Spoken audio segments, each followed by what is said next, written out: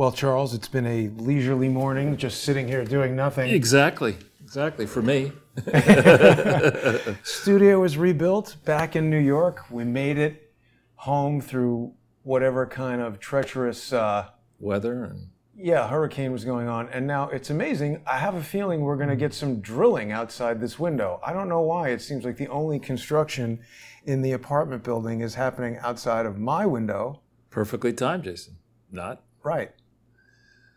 So how are you, Charles? I'm good, Jason. How are you? And well. Good to be back. We had a nice excursion down there to Philadelphia, courtesy of you and Larry Klayman. And it might be a fun place to start. We've got a lot to talk about today, but it might be a fun place to start to give some context and explain that I nearly didn't make it to the conference. Yeah. I told you about it. Oh, right. Yeah, so just to give you bomb battles. Right, exactly. So here we have a collection of nincompoops in government all across the world, but particularly in the United States, all arguing for more and more power. Give us power. We know how to rule the world. We know how to tell you what to do. And if you want to see an example of what happens when you let a city cede enormous power to a Dummkopf mayor and a dumb shit governor and a collection of people who are even dumber than those two, all you have to do is walk in my shoes through Manhattan. Yeah. So you don't want to, I generally do not go out before about 8 o'clock in the morning because oftentimes there's crazy spillover of nuts from the night before. Yeah. And so, but to get to Penn Station in time to make my 7:17 train, there's no option to count on a taxi. There's no way I'm going to walk. So you're left with the subway. And I walk out my front door and I look up the street, down the street, up the street, and I see these really sketchy looking people, including a prostitute of uncertain, and mind you, this is a very fancy neighborhood. This is not, 42nd Street or whatever, the Bowery. I mean, this is a very fancy part of the city. And I see this younger Beyond Meat. Yeah, exactly. Negotiating for some Beyond Meat at 6:15, and that's across the street. And I'm thinking, okay, the Avenue, I'm insulated from this. I'll hightail it into my station, which is Christopher Street, Sheridan Square. And for those of you who don't know the city, I mean, we have really big environmental mandates and expenditures to be sustainable this and sustainable that. And the Environmental Protection Agency is all over emissions and all that kind of stuff. You're joking, right? No, we do. We spend the money for it. Whether it actually happens is another question. But the expenditures are certainly made. And a study came out several weeks ago that said that the air quality in this station, Christopher Street, Sheridan Square, is something like 1,000 times worse than bad. I mean, it's not like 1,000 times worse than it should be. It's 1,000 times worse than bad or whatever. So is that bad? It's pretty freaking bad. And so I walk down the steps, and I'm just trying to make sure that I avoid any commotion or whatever. I make it through the turnstile, and then I shuffle over to where the attendant is. There is, in this particular uptown side, there's always an attendant, in theory, behind the glass doors. So I'm sitting there thinking, okay, I made it onto the subway. Maybe the subway will come soon. And then that prostitute comes down the steps and makes this elaborate showing of looking left and looking right and figuring out how to shimmy its way through the turnstile without paying. And so this couple behind the prostitute says, well, why should we pay? And these were, I think, I heard them speaking Spanish. I think they were from Spain. And so what they do is they shimmy through. I'm the sucker who pays. And I watch, 3 fares lost to the MTA system. So I'm about to tap on the door exactly of something like this. When I look in, and without getting into the race or gender, this is somebody who, if we care about stopping the spread of disease and comorbidities and stuff like that, probably shouldn't weigh twice as much as a normal weight for somebody. And if you're going to collect a salary, sitting inside this air-conditioned box, probably triple overtime at 6:15 in the morning, you might want to be awake. And this person was just like sound asleep. You could almost hear the person snoring through that. So okay, I make it through, no other gang members, no nothing. The train comes. Fortunately, it's packed with people, actually, which was unusual at 6:15, so I felt safe. Then I get out of 34th Street. Now, for people who don't understand 34th Street, what that means in Manhattan, this is a prime station. This is a station where people go out to Long Island, actually out to New Jersey, and also it's the prime Amtrak stop. So it should be a place where if you're going to invest in, quote, infrastructure, you might consider having a place that is devoid of human refuse or whatever, going to the bathroom everywhere, garbage everywhere. And on my way out the station, there were literally not one, not two, but 3 bums, 2 on this wooden couch or whatever, and one guy, and they were just completely out of it, right? But one guy was on the platform on a diagonal with his head just basically ready to be stepped on by the crowd. It was just like oblivious. The guy's right there, and I have to step over his head and go. So I go through, exit the thing, and then I walk up the stairs because you can go from the subway to Penn Station underground, but you and I have done that and memorialized it actually on a few. And it's very dangerous because people will live in these tunnels. And the first time we went in March of 2020, you recall you were attacked immediately. Immediately hit, right? And we had to run out of that place. Slipped on feces. I was not going to bring up the brown stuff, but there was a lot of it. Anyway, so I said, I'm not doing that. I walk up the stairs, and your adrenaline, you're wide awake. I mean, I didn't need coffee. Generally, I have 2 cups of coffee in the morning. By the time I got out of the station, I was wide awake. So I walk up the stairs, and there's a big hulking guy blocking the exit to the stairs. And I'm thinking, this is not good because I'm walking up. I've got a roller bag. If he wants to turn around and like, hey, man, give me your money and give me everything, he could push me down the stairs. But he was too distracted checking messages on his Obama phone or whatever the phone was to bother me, which is good news, I thought. So I then come around, I guess it's 7th Avenue, and I'm walking up the street, and I say, wait a minute. It's 6:15, 6:20 in the morning. Why are there fireworks? And I look across the street, and there's a guy with his shirt off firing fireworks up in the air, like firework after firework after firework. And the cars are coming down the avenue. People are walking across traffic, against traffic, without a care in the world. And, you would think that maybe these highly paid police officers who are everywhere might want to do something about it. And F that. We got a donut thing coming in. We got iced coffee coming. We got pensions soon. So I walk by, and there are all these and right there in front of Penn Station. I mean, it's dangerous there. The first thing that a tourist would see, if they came in, let's say from Newark sidewalk hitting their face. That's right, exactly.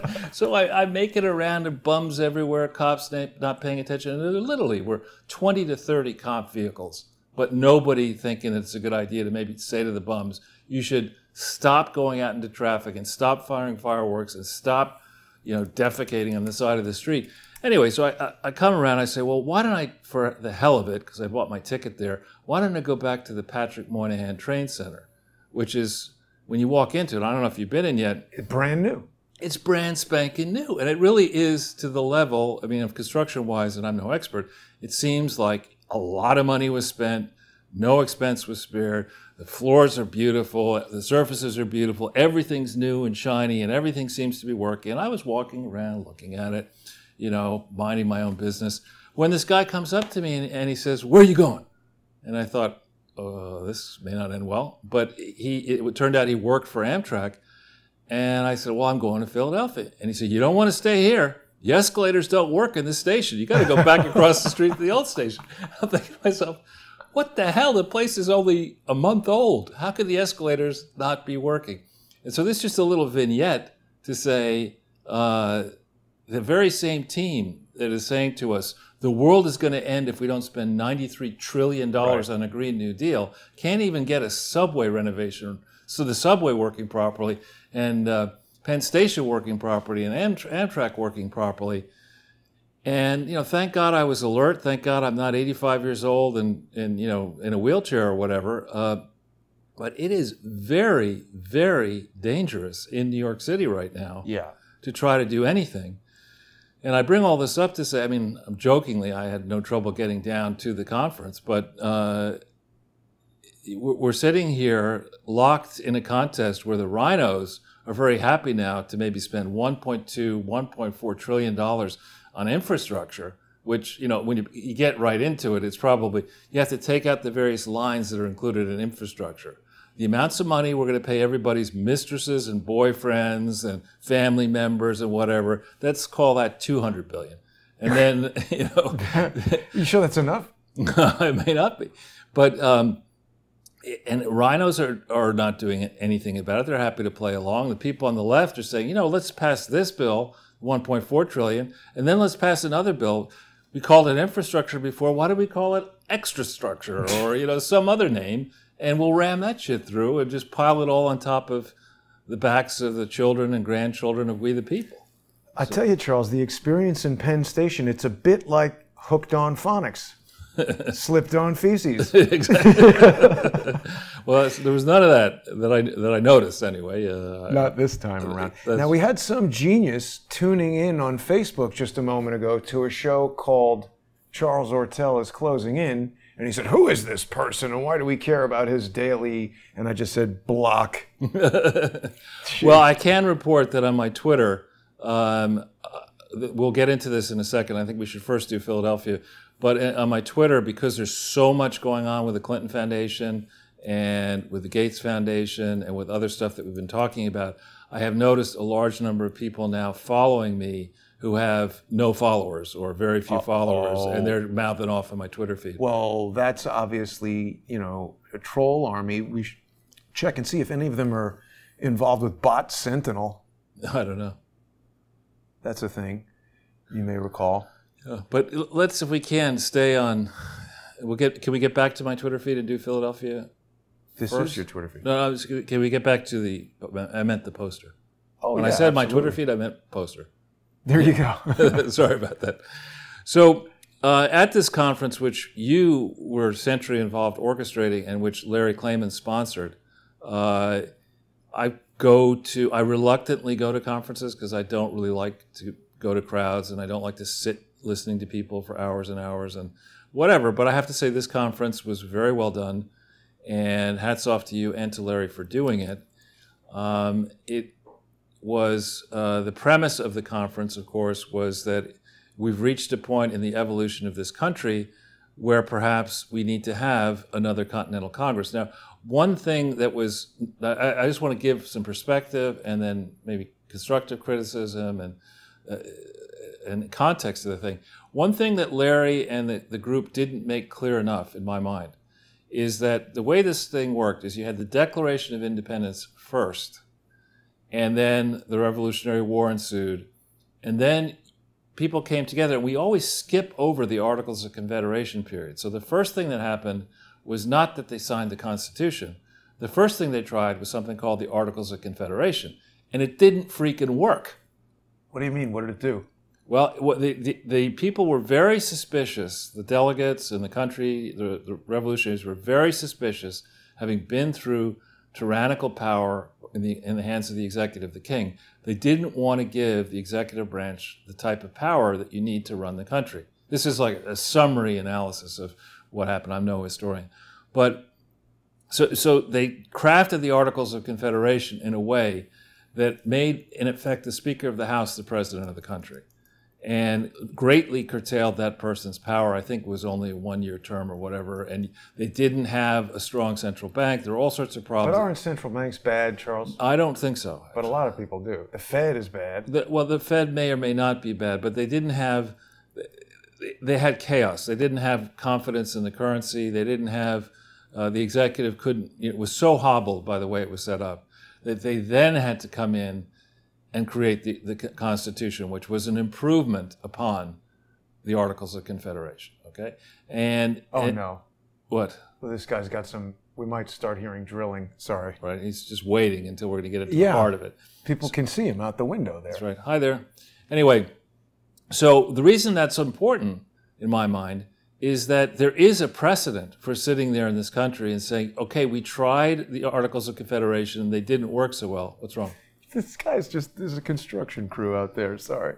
Please continue. It's okay. We tried the Articles of Confederation and it didn't work, so we need to come back together. Now let's try the Constitution. And we've tried the Constitution for a long period of time. And what people, even some of the people who were talking at that convention didn't stress enough is that the founders, for example, were deeply suspicious. In fact, they barred, by constitutional provision, they barred the imposition of an income tax because they knew that would eventually get to where we are today. Weaponized. Right. So a lot of the other provisions in the Constitution make sense when you say there isn't an income tax. When you put the income tax in, then you need to change more than just the question of the income tax. And so I would argue that some of the edits, the amendments, were not carefully thought through enough. You have to go back to the very beginning of the Constitution and say, what were people trying to do there? What they were trying to do is they were trying to give as much power to the reserve power to the people of the country. They did not want to set something up so that we would be governed by bureaucrats. There were all sorts of steps that were put in place to make sure that the people who served in the House and the Senate, for example, were part-time people. With other jobs, right? They had other jobs on their farms. Typically, it was an agrarian Instead economy. Of these professional grifters that we have now. Right. And indeed, in 1789, I forget exactly when Washington, D.C. became a thing, but I'm pretty certain that it wasn't until after 1789 that we began to have the structures and buildings and everything else in Washington, D.C. that we today sadly have. So, founded on July 16th. So it wasn't, 1789 was when the Constitution was signed. So it wasn't even a thing yet. And no city there at all? It was a swamp, wasn't it? It still is. Yeah, but you got to drain it. Exactly. And why did they choose a swamp to put a city on? That seems stupid. Who knows? I wasn't there. I know I'm old, but I wasn't. Easy access for the swamp creatures to get to work, I guess. Well, it was an elaborate compromise, remember? There's a big compromise between the North and the South, and where should the capital be, et cetera.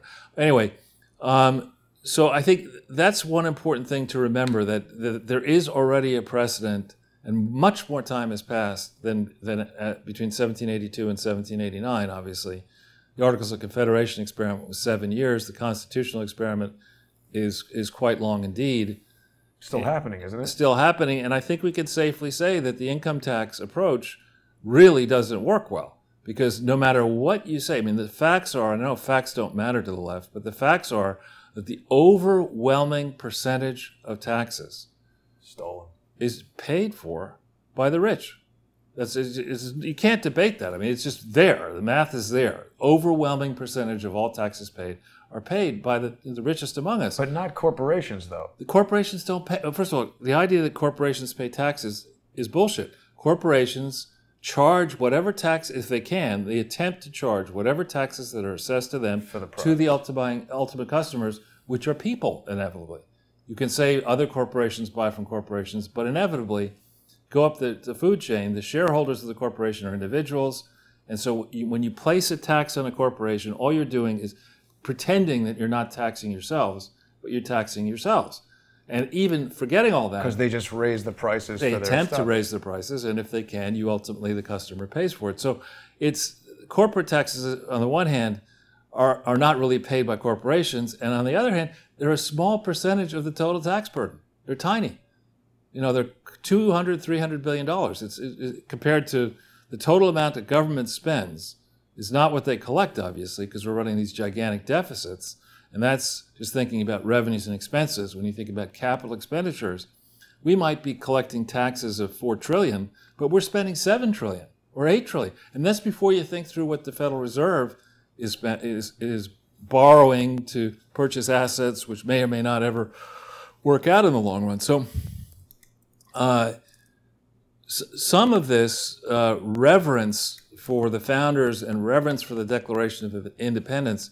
The Declaration of Independence was just that. It was a declaration. It was a statement of intent. It had, I suppose, at the time, legal force and effect, in theory, maybe, but it's not like the Constitution, which is a governing document of this country. You okay? Yeah. So I think that's one important thing to make sure. So when we have the people like AOC and others run around the country saying that you have an absolute right to life, liberty and the pursuit of happiness as other enshrined in the people's money. Constitution. Now, so you might have that right as enshrined in Dr. Seuss in a nursery rhyme, but you don't have it as a legal right. What do you mean? To pursue happiness? You don't. I mean, that's a goal expressed in the Declaration of Independence. It's not. Declaration is not a binding document on we the people. It's just a bunch of people got together, signed it. It was an actual fact at the time illegal under English law. There was no such thing as American law until you fought the Revolution, won, and installed first the Articles of Confederation, and then the Constitution. So in my mind, again, not being a lawyer, in my mind, the Declaration is a noble document. It's a brilliant document. In fact, it is not. It's more of a letter of intent. A statement of purpose. Yeah, it's Mission statement. It's like a whereas portion of a proclamation. Whereas this or whereas that, and if we win, maybe we get away with this. But and also to the point, one thing that I found as kind of an amateur student, or as an amateur student of history, we in this country are fond of saying that history begins in either 1492 if you want to go back to Columbus, 1607 if you want to go to Jamestown, 1920 if you want to go to the Mayflower.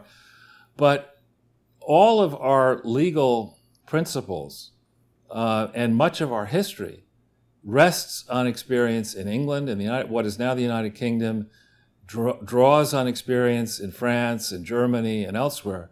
But certainly when it comes to law, is based on first English law and before that Roman law.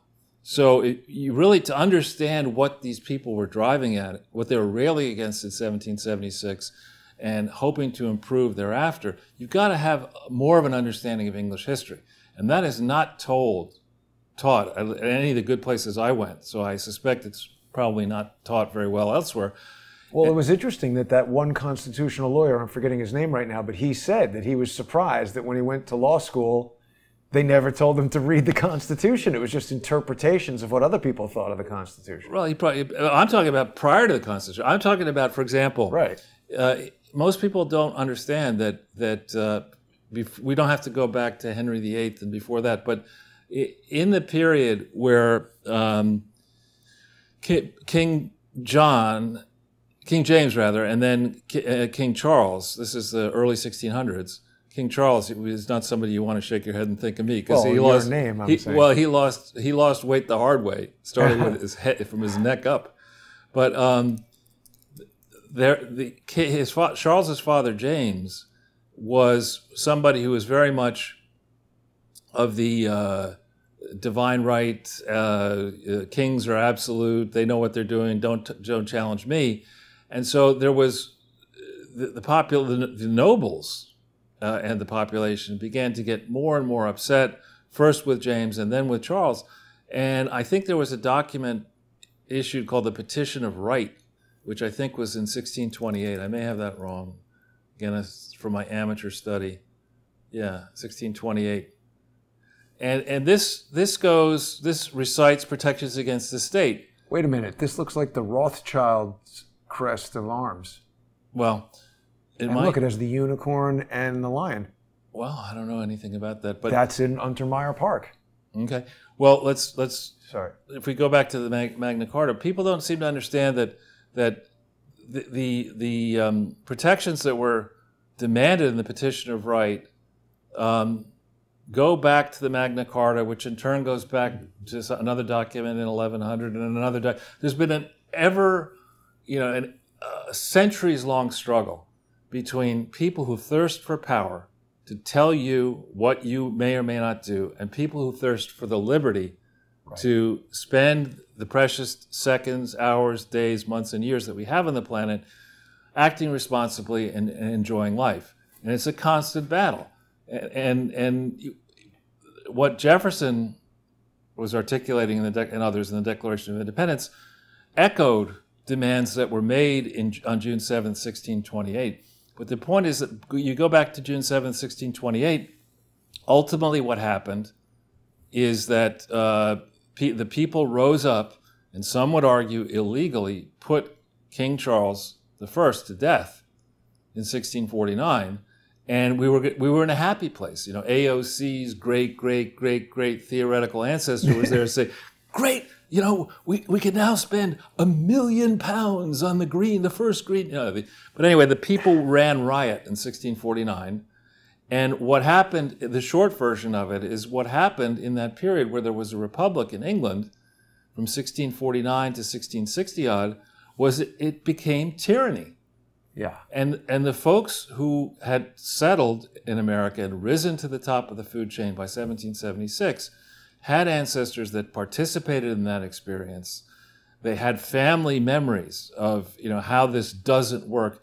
And above all, they actually read history, which is a useful thing to do. And they believed that math wasn't racist. So they understood that 1 + 1 = 2, and they were commonsensical. They understood that it's not all about us today, that what we do today sets a precedent for tomorrow. And no section of the Magna Carta on pronouns. No section on pronouns.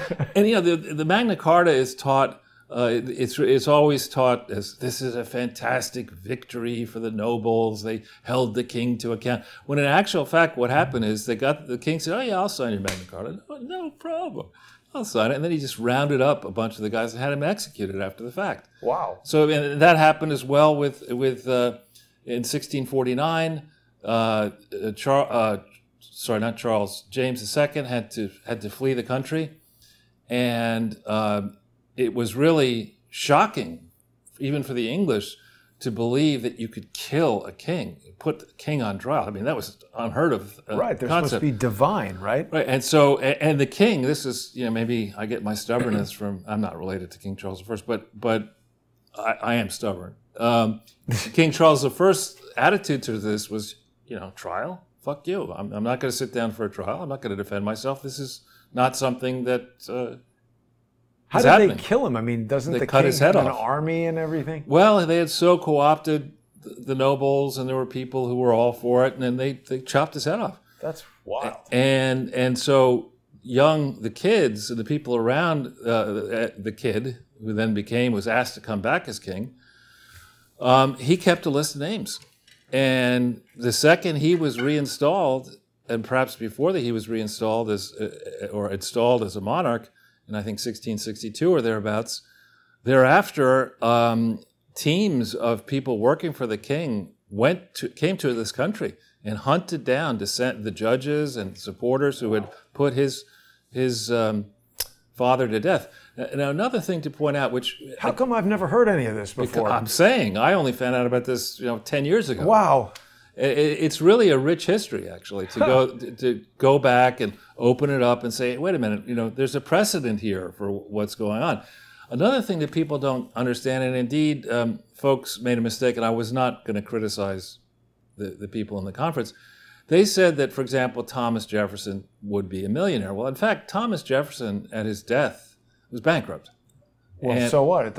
Seems like a lot of millionaires are bankrupt today. Well, but my point is, so the way it worked under the king for a long period of time, and the way I don't know that it still works this way in the United Kingdom, but back then certainly, most land was held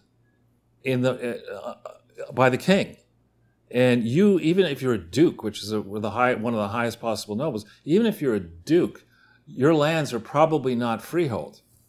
And meaning that the king you would go decide you were going to marry, and the king would have veto rights often on who you married to make sure that... What? Well, he was trying to protect the kingdom, or the queen. So they didn't want to see some upstart, Meghan Markle come in and mess up the next king of England. So they would be very careful about who, this is like drunk history here, or not drunk, but very quick history. We should do that. Yeah, we could do that.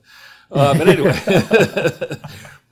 so they were very cautious about that. And what would happen is you'd go to the king, or people would go to the king for the approval of the marriage. Wow. And then they'd get married. And then the king would, if, let's say, the heir to the throne, his parents both died, the king would have control of the heir. And the king would decide how a title to the property would then pass when the heir became of legal age. And more to the point, all of these people, their properties were not like, your property here is held freehold in your name. Over there, even, George Washington, perhaps, depending on where his lands were, or Jefferson, depending where they were, in then Virginia, if they're on the king's portion of Virginia, then those lands were technically the property of the king, and you had a use right for your life and maybe 1 or 2 lifetimes thereafter to use that property. But the king would decide how that property passed.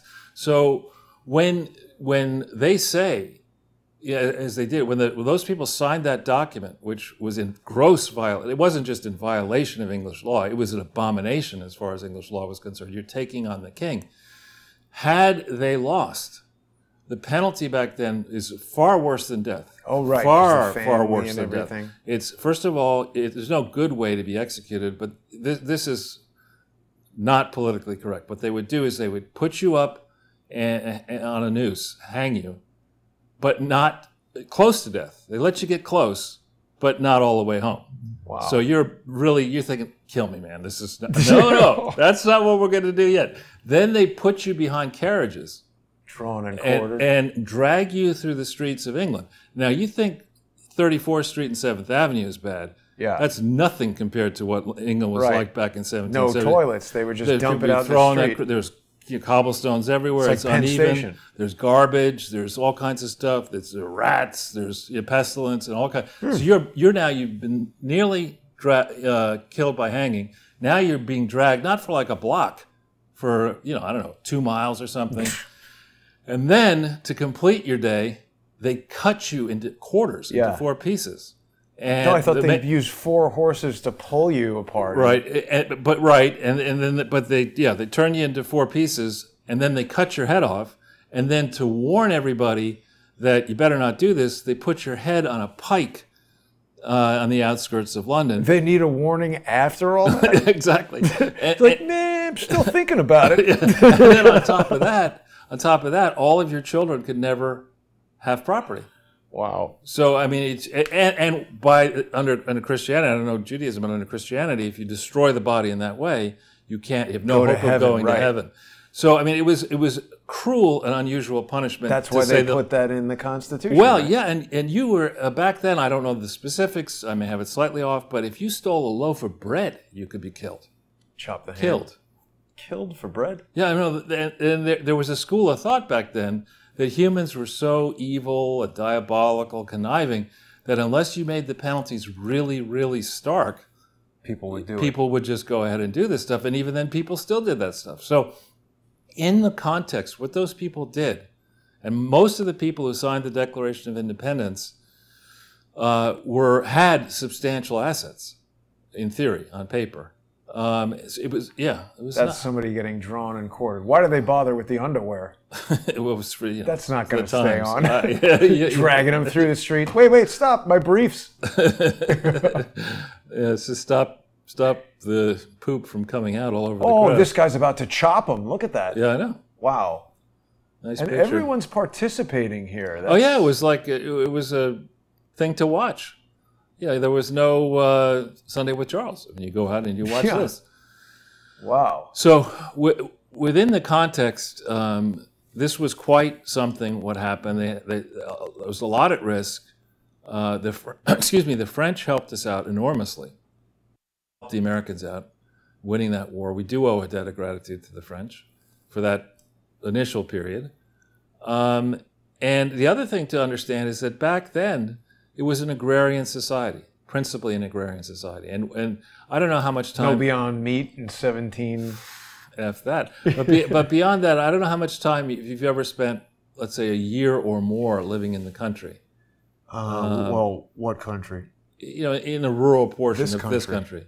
No. No, right. So when you move out of Los Angeles, you move out of New York, and you live in the heartland, you quickly come to understand, particularly if you have children, and if you're living in the Northeast or survival. In a portion of the country where there's 4 seasons, what you come to understand is that nature is very powerful and very fickle. So if you're out there as somebody supporting your family off a farm, not only do you have to worry about the wolves coming and eating your chickens, but you've got to worry about the 100-year flood and the 50-year snowstorm. No government bailouts either. And no government bailouts, and no SNAP cards, and no nothing. And you got no electricity as well. So you're sitting there at night, and it's not like you get on, flop on the couch and turn on Tucker Carlson and watch whatever. Or turn on the lights. If you slept through the alarm, that's it. Right, and farm life was what it is like now. The animals don't say, I'd like a wake-up call at 9:30. Right. You've had too much mead. Fine, I'll wait to crap all over the barn until after you show up at 9:30. I mean, you're out there at 5 o'clock in the morning taking care of those animals, and you have a healthy respect for forces that are more powerful than humans, which is something, and there are a lot of quotes in history of this period and afterwards, that we who live in cities can easily get into a place, and I was raised in a city and had more experience now living outside the city, but I'm hardly a country person. We could come to believe that, nature, who cares about that? The snowplows will deal with that. Right. We've got takeout food and come in here, and I've got stuff stored away in the refrigerator, and I can watch Sunday with Charles or something else. Not so back then. So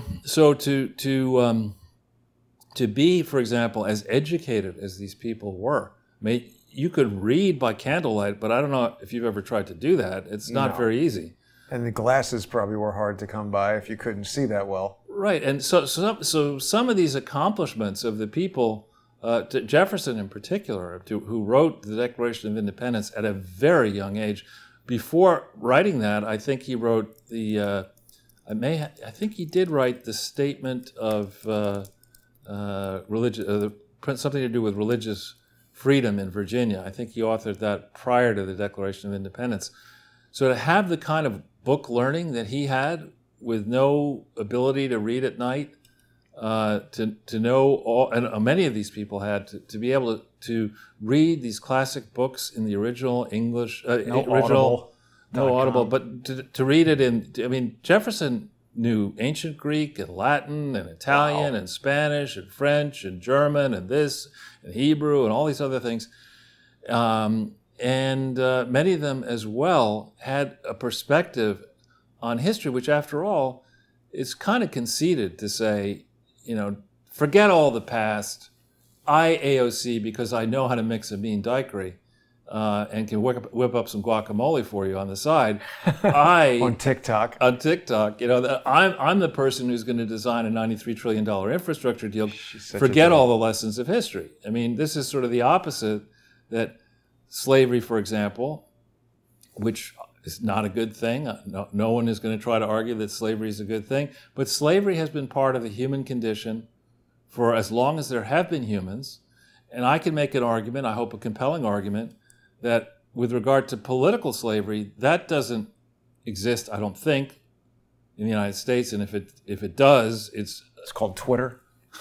Well, if it does exist, it's in a small portion of the country. There are people who hold other people as slaves, and that's horrible, but it's not an institution in the United States of America.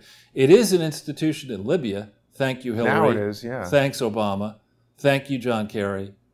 Well, now that you bring that up, Charles, there was a big deal being made when Biden was meeting with Putin, but nobody really said anything about the fact that he had met with Erdogan days before, and Erdogan has basically taken up the mantle of continuing to destroy Libya since 2011. Right. So just if we can, going back into this great conference, the first thing I would say is that some of that context about why the founders were there and what they were up against, the fact that it wasn't just that conditions were untenable, taxation without representation, that this is a long experiment, a long battle between power-hungry people and liberty-seeking people. And until 1776, maybe long ago, thousands of years ago, maybe there was a period where one cave dweller was free to hit another cave dweller on the head, and that was life, but we don't know anything of that history. The struggle that erupted and was part of our experiment here in the United States in 1776 is a long struggle. The next thing, I wasn't told to give any context. I was told just to talk about the Clinton Foundation in my piece. But when we summarize what some of these speakers were talking about, a lot of what the African American speakers were talking about and some of the other speakers were talking about is the thirst or the thirst for economic equality or justice or opportunity or whatever. And I really think, I remember in the schools I went to, we never, even at Harvard Business School, we never had a home economics course or a how you live your life course. And I really think that should be taught by 6th grade. I mean, you should be teaching people that the basics of how you live. It was like baking cookies and sewing puppets in my high school, home economics. No, I'm talking about the various, people always talk about how do you get to be rich. I mean, one way is the John Kerry method. You marry a rich woman. Oh. You marry a rich woman. That's one, or a rich person. I've not had any luck with that. Yet. Strategy. The jury's out on that one, Jason. It never knows. Lightning can strike. But anyway, that's one way. But seriously speaking, you learn, and I think actually in the Jewish tradition with bar mitzvahs, you do get money at a younger age, at 14 or 13 or whatever. 13. And so you become exposed to, hey, I've got this money, and chances are your parents don't. Got socked away. Yeah, exactly. Well, but that's not the way it would necessarily work. For if everybody got that. That was a smart thing to do, because if you're 13, you're going to spend it on Legos or something. Right, but what I'm saying is that's when you give money to a 13-year-old, right? I mean, or allow somebody to have money at age 13, that person in the United States is going to live to be 78, 80 years old. That's a large time period. To invest it, you mean? Right. What I'm saying is the life expectancy is whatever it is. If you're white, it's one thing. If you're Asian, it's another thing. If you're Hispanic, if you're black, whatever it is, the number is. It's a big number compared to 13. And what I say, educating people about money, if you educate them about the time value of money, which is the longer that you invest money, the more, in theory, if you take no risk, no real risk, equity risk, that money is going to grow and grow and grow. And by the magic of compounding, reinvesting interest on interest, if you just invest in Treasury securities, which isn't a good idea, but if you did it with a 13-year-old kid and just said, don't touch that until you're 70, that pile of money is going to be worth a lot of money. So that's one lesson that should be taught, particularly at that tender age, 13. When I know the way I was thinking, it's like, I want that now. Right. And you say, no, you don't want it now. This is money you couldn't possibly spend anyway. And if we put it aside, by the time your children are 13, this pile that you have... Pay for their bar mitzvah. It's a cycle that just... It'll pay my taxes, my estate tax, whatever.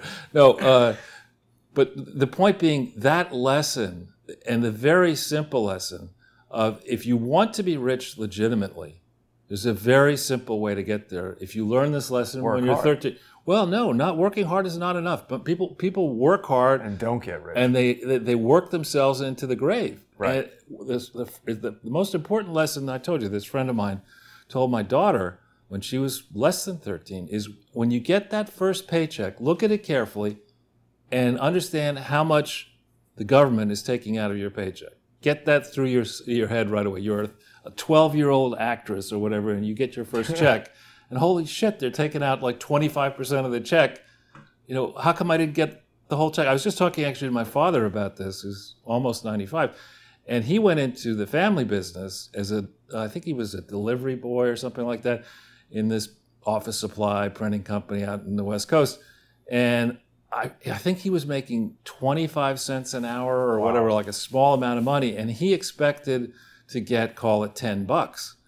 And he was like, rip shit that they at like age 10 or 11 or 12. So you learn that. Isn't that illegal to be 10 and whatever the age was? It was a long time ago. Yeah. And so you get that first paycheck, and the first thing you need to learn is that you pay yourself first out of that paycheck. By that I mean, if you get $10 after tax, before you go spend it at the candy store, you take a percentage of that.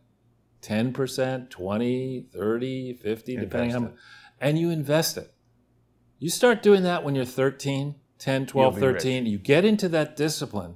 You have the magic of compounding on your side, and you learn that it's not about going down to the car dealership because you want a Cadillac, and General Motors is dumb enough to lend you the money or more than the money to buy the Cadillac. you don't do it that way. You get from a very young age, spend less than you earn, and invest the balance in stuff that will grow for the long term. That's really the essence of capitalism. That you get into that discipline, that you're out there, a large collection of people are all trying to do that. They're trying to find a good way to be productive and make money. They're spending less than they earn, they're saving. And then with the savings, they're going out and they're stress testing the companies that they could invest in and the governments that they could buy bonds in. They're saying, we want you to play by the rules and really report honestly on your progress and prospects. If you have problems, tell us about it. And so a key portion of this whole capitalist thing is that big companies that are in the capital markets behave responsibly. And the reason I bring all this stuff up is that explains why I went after GE in the beginning. I went after GE because it was a gigantic company. Everybody thought it was a fantastic company. A lot of people's livelihoods depended on GE. I get emails today from people who were working in GE who are really upset that they didn't sell their stock a long time ago, who are pissed at the management. Yeah. And they should be. And indeed, when you have these people, that Jack Welch, who's still dead, so we can't do anything about that. They got the money. Well, and Jeff Immelt, he took the money, another CEO and another CEO. Recently, the current CEO, his pay package, he was asked for this ridiculous pay package that if things worked, and it was turned down, interestingly, by the shareholders, which is a good thing. So I went after GE initially just because I was pissed at seeing what I saw, that it's absurd how H. Lawrence culpable.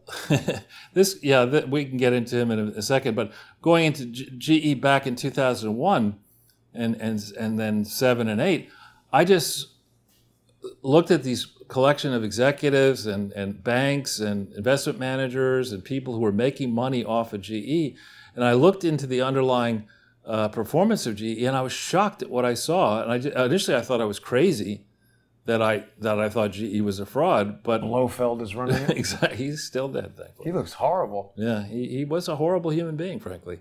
And so I made an example of them, and I think that example is, people are still looking at it. Somebody just sent me something that GE in the UK, which maybe Cullen sent that. Right, exactly. I don't know if that there is another General Electric company in the UK, and I don't know if that's this part of the main one or the different one, but GE today is it's accepted wisdom that it's a mess. And again, I'm not tooting my own horn, just reciting facts. When I suggested that you get out of GE or really bet against it, the stock was at 40. And if you look today, it's probably 13, 14. Watch it be 33. Yeah. Well, it was down to like 6 or 7. 666. Is that his daughter?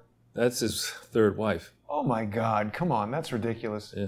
Actually, I think you could check the title. Before I get into this story. Dead at 84. Yeah. That's Maria Bartiromo, I think. But who actually was very nice to me on CNBC. She encouraged me to come. Oh, look who it is here. Yeah. She encouraged me to come on and express my negative views about GE on a GE-owned channel, CNBC, which I did many times. Wow. And now she works for Fox, and here's this dope standing with Welch. Right. So back, just to reprise this in a second, because we're going to drift from here into the charity land. This, I believe, is Susie Welch, who was editor of the Harvard Business Review, and Jack Welch was, Jack Welch was CEO, was the outgoing CEO, and the editor of the Harvard Business Review volunteered for the job of doing an article for the Harvard. The Harvard Business Review is taken reasonably seriously around the world, and she was the editor of it, and she volunteered for the job of interviewing Jack Welch on his way out the door, and decided that the best way to interview him was to take his clothes off. That is just horrible. I mean, the guy looks. But she nonetheless, she had sex with a guy, and stop saying and he had sex with her, unlike Bill Clinton.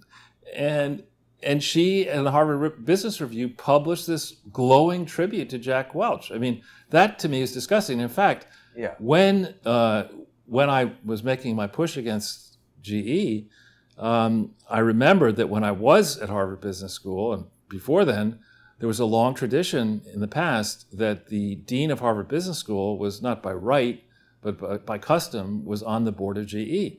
And a lot of the cases that we were taught at Harvard Business School were all about Jack Welch is a genius, and this GE Capital is amazing, and all the different virtues of GE and the management things you can learn from GE and all this kind of stuff. So I called up this friend of mine from college. I'm not going to identify who he is, but he was a full professor at Harvard Business School. And I said, listen, here's the situation that I see. And I talked him through it.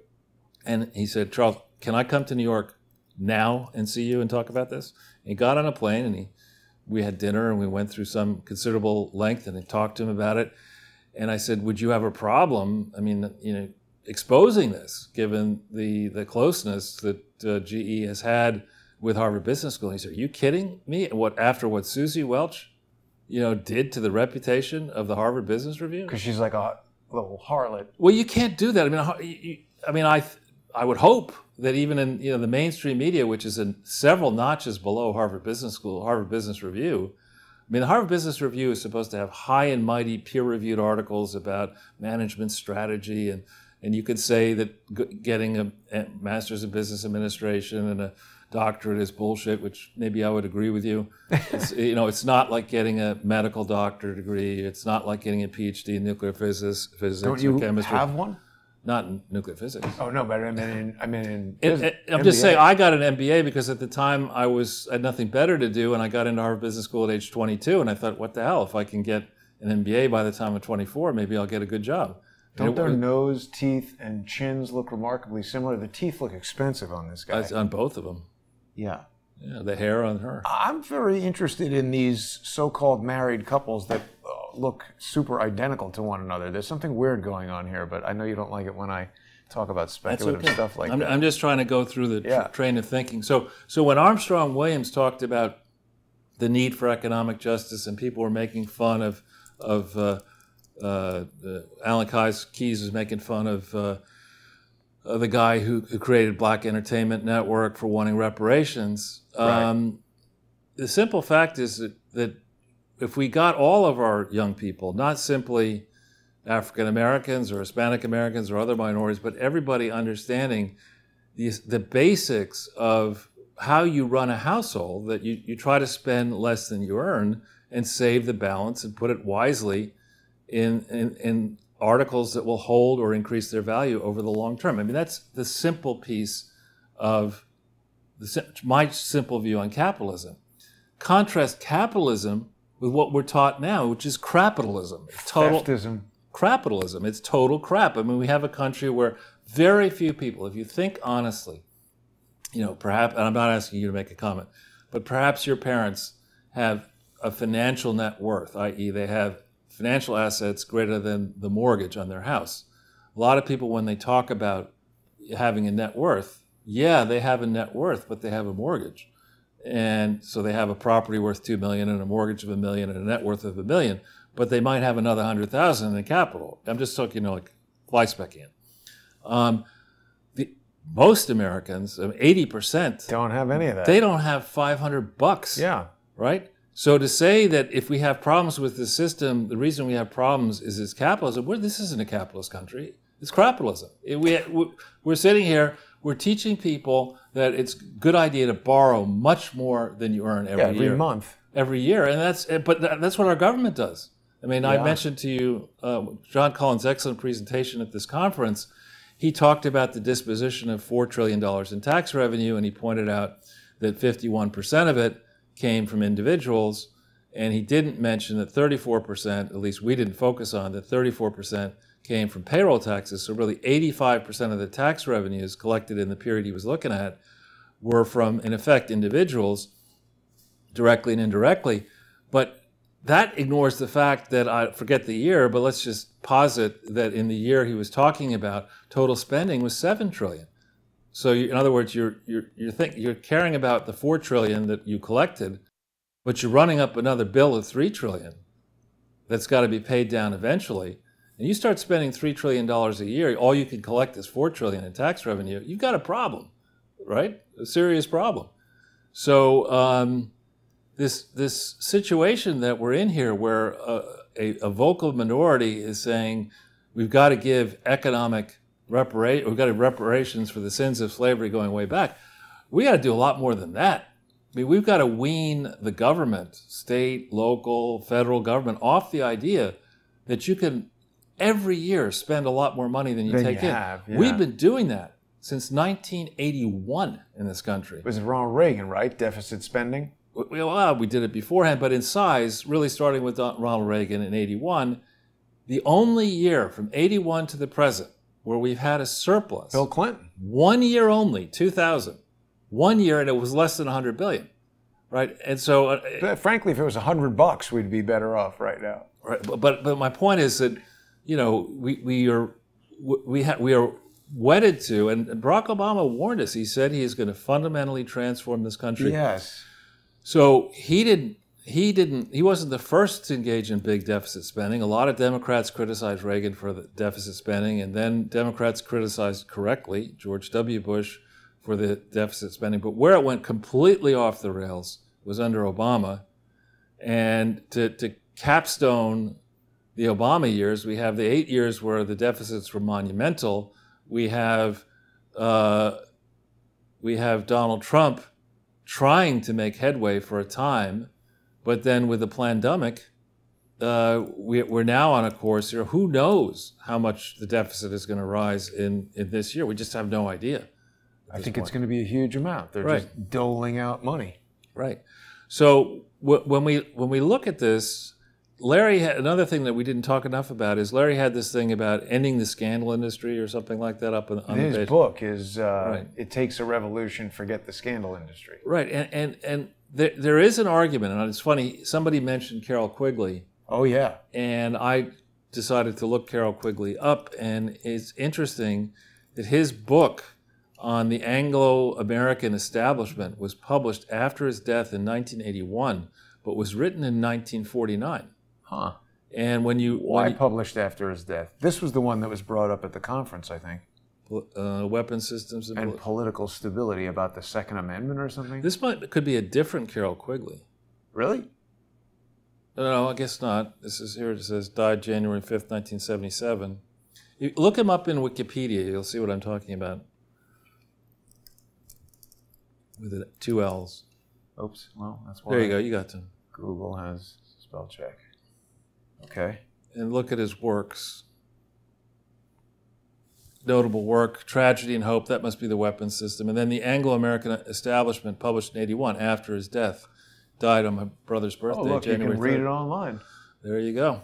Hey, what's going on here?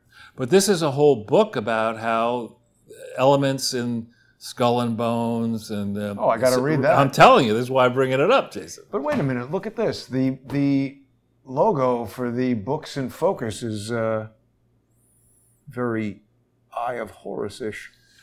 So this is an interesting book, and I suspect that if I have the time and energy to go back into this, I suspect that the project to distract the American people and preserve opportunity for the English people is a project that goes way, way back in time. And in particular, if we focus on World War II to the present, the project to get the United States to enter World War II on behalf of the Allies was delayed, and we reluctantly got into it. And I would guess that just as we may have been tricked into entering the war on false pretenses, I think we did it for the correct reasons in World War II, but we may well have been tricked under false pretenses. And it may well have been the case that we knew about Pearl Harbor before it attacked and didn't do enough, et cetera. If we were to go back over that history and think through the number of times that Americans and others have been tricked to engage in grand projects that supposedly are going to benefit the world, this would again explain why we haven't yet encountered any aliens, because there have been so many times when dastardly decisions have been made, despicable decisions have been made, pulling the wool over ordinary people's eyes to engage in projects that benefit the insiders, and make the rest of us poorer and poorer by piling on these debts on all our countries and never explaining who screwed up. And How do you like that, Charles? Hearts and minds, winning the working Well, class the Fabian Society, I mean, the reason I bring it up is because I find it to be remarkably similar to the Dominion voting logo. And, of course, world-famous crackhead pillow salesman said, "You're working for Dominion, you're working for Dominion," and then he hung up the phone. Amazing. Yeah, I think this is a whole hot mess over there. But along the lines of what you were talking about this long-standing plan to recapture the colonies and take over America, I was reading something about how Cecil Rhodes and the Fabian Society, going back to 1902, they both had like 100-year plans. I mean, the Fabian Society is considered a think tank. Right. I think it was you who told me, or maybe David Wasn't Hawkins. Yeah, that it's rooted in the London School of Economics, but that dope Dennis, whatever his name is, was loving the London School of Economics. Dennis Chang, yeah. And look at this. Their crest, coat of arms, whatever you want to call it, it's a wolf in sheep's clothing. Yeah. Yeah. But just if we can, staying a little bit on Carroll Quigley and Clinton, in the discussion about Bill Clinton, about Carroll Quigley, when it talks about, in Wikipedia, it mentions, there's a section on influence on Bill Clinton. Oh, really? Yeah, number 2. Oh, wow. And it's revealing to somebody like me who remembers what it was like to try to become a Rhodes Scholar, because I tried to and failed. And here you tried to become a Rhodes Scholar? Sure, yeah. Why did you fail to do that? Because my grades weren't good enough, and which is why you're a great straight man. Because look at in his freshman year, he took Quigley's course, receiving a B as his final grade in both semesters. Okay, I had a B average my freshman year, and an A average. So how did he get in? I think you might have been denied for other reasons. Well, probably. But my point is, back in '65, I entered Yale 9 years after that. In '74. It wasn't quite as tight as it was back when he went to be a Rhodes Scholar. You had to have, in theory, very high grades, and you also most people got a D. That doesn't matter. You had to get, because you're being graded. They don't say, well, let's understand the particulars of Georgetown. It's like at Yale we have somebody over here who got 36 A's. At Georgetown we got this guy from Arkansas who got 2 B's in freshman year. That's not good enough. So you have to look and say. You could say that a B is a good grade in Georgetown, but you can say whatever you want. Doesn't matter. And more important, back then, you had to be a scholar athlete in theory. So what was Bill's, athletic event? Chasing co-eds around, chasing girls down the street? Being able to have sex while on cocaine, perhaps, was a sport. I don't know. But you see here, in 1991, he said that Quigley was very important. And remember, this book wasn't published. When did he die? 77, Carroll Quigley died. So I think it'll be worthwhile, and I bet you there's a fair amount written.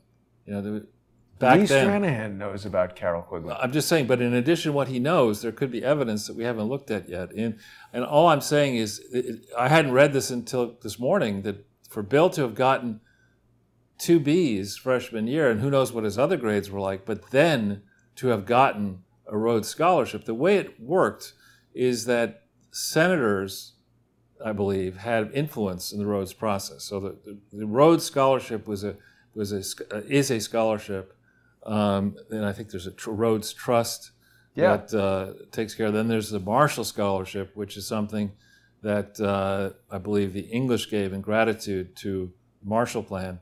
But politicians have influence over this process. So here's this Bill Clinton character who goes to Georgetown, which that decision, for me, I don't understand why a Baptist, if he was a Baptist, but Arkansas is principally Baptist, why a Baptist would have gone to a Catholic school. That's a little bit unusual. I say that as the grandson of a Baptist minister who has all kinds of, in my mother's side, family history about the relations between the Catholic Church and the Baptist Church. Not good. Well, this might be my non sequitur brain putting unrelated things together, but this round table movement, I think, is what they were talking about as being competing things that wanted to. This says it was an association of organizations promoting a closer union, but I think it was about recapturing the colonies. It strikes me because it reminds me of the business roundtable, which Jan Weinberg told me about, and that doesn't seem like a good thing. But actually, also, because of this 1909, and weirdly, just the other day, I was speaking to somebody about the whole George Floyd killing and that building that was destroyed, which was the Odd Fellows. That was built in 1909. Probably just a coincidence, but right. Interesting. Yeah, I mean, there's no question that there are long-standing mysterious ties among elements in the United States and elements in the United Kingdom and elements in the Commonwealth. There's indeed, if you really want to get into it, there's a mystery as to what happened when the Knights Templar were disbanded, what happened to that enormous wealth that they had, where did that go? And there's a theory that it went up to Canada somewhere. I mean, you go on and into this. That roundtable thing said that Canada was going to be pivotal to recapturing the colonies, and then now Justin Timberlake, or whatever the hell his name is tap dancing around Parliament instead of telling us what happened to that scientist that the RCMP kicked out in July of 2019, who was going to Wuhan with samples of stuff. But staying on this conference here in Philadelphia, if I may. Sure. It was really interesting to see listen to and interact with the various speakers who were there. Many of them spoke eloquently about the assault on our freedoms, the direct assault by the power-hungry. But I would draw your attention to, it's one thing to talk and sit up there and say, I need $93 trillion for the Green New Deal, when your bill collector has not yet come to the door and said, listen, wench, you know, your student loans were due yesterday, and America's debts are due tomorrow, and you can stop talking, you can shut your damn pie hole talking about the Green New Deal. There's not going to be a brown New Deal, a black New Deal, a white New Deal. There ain't going to be any other deal than paying us the damn money that you've already borrowed. and so we have this discussion, and I would encourage people to go and listen to as much of this conference as you can do. Is it only 6 hours in total, Jason? No. Well, what I was just going to tell people is that it's available on a lot of different spots. People can watch it on Rumble. Search for CS The Truth on Rumble. And actually, on Rumble, I'm going to try to fix this later. I think there's a way that I can do that. But it was, we broke for lunch each day. Right. So if you go to, like, Crowdsource the Truth 5, on here, the first day's session was 5 hours and 41 minutes. And the second day was 6 hours and 43 minutes. People can also watch it on the Freedom Watch YouTube channel. And, of course, all the other places that Crowdsource the Truth hasn't been struck yet. And so one of the things I was struck with was the degree to which Larry Klayman, as somebody I had never met until 2 days ago, was so highly regarded by so many different current and former clients. Larry's great. He's had a lot of experience, and I know because he has been engaged in controversial projects in the past. There's a lot of shade written in the internet against him, and I wasn't going to think one way or the other about him until I met him in person. But in person, I was very impressed with him, and I thought he and his team did a good job. I was very impressed with his young executive director who who has a compelling story to tell, and the breadth of his friendships and the backgrounds of the people there. It was not a white bread conference. Right. It was a conference of people drawn from many different backgrounds, a lot of working class people who understand and revere the objectives of the founders and the early history of this country. He's calling me right now, but I'll have to talk to him later. Yeah, sorry, Larry. That's okay. We're thinking of you. Yeah. But it was very, very well done, and I believe it's as they say in the Islamic world, inshallah, it's not going to be the last conference that there are. This is really just a first step to expose a bunch of views and then exchange those views and continue to move forward. It is not a call to violent revolution by any. It's the opposite of that. It was a very low-key, respectful discussion, embracing, giving people. And indeed, there were speakers who contradicted other speakers, and it was not. But that's how it should be, right? Right. Debate. You've got to encourage that. I mean, the very same people who, we've said this before, but the very same people who in the 60s and 70s were saying, please listen to our discordant, dissenting views, are now saying there is no view other than the Pelosi view or the Dianne Feinstein view or the Chuck Schumer rat-catching view. And so a lot was said here. A lot of good stuff was said. I think a lot will be built on as a result of this conference. And I thank Larry and thank you for including me. Well, thank you for being there, Charles. And, just to quickly, also, people can see there have been a lot of requests coming from the various presenters and from Freedom Watch itself to kind of separate out some of the speakers, because it is long. You're talking about 11 hours of total video content for people to go through. So the first segment that has been separated out is of Alan Keyes' really powerful speech. Right. I didn't know too much about Alan Keyes before this, but he's such an impressive guy. He ran for president in the past, and he's an incredible orator and really an inspirational guy in a number of ways. A little bit of a challenging lighting situation there with the backlight, but he ran also against Barack Obama for Senate, and Barack Obama crushed him. Unfortunately, exactly. And I asked, why is he ambassador? And I don't know who played this cruel joke on him, but somebody said, all right, Ambassador Keyes, Alan Keyes, we'd like you to be ambassador to where, would you guess? I don't know. Zimbabwe. Is that right? Yes. But maybe he wants to be that. I don't think so.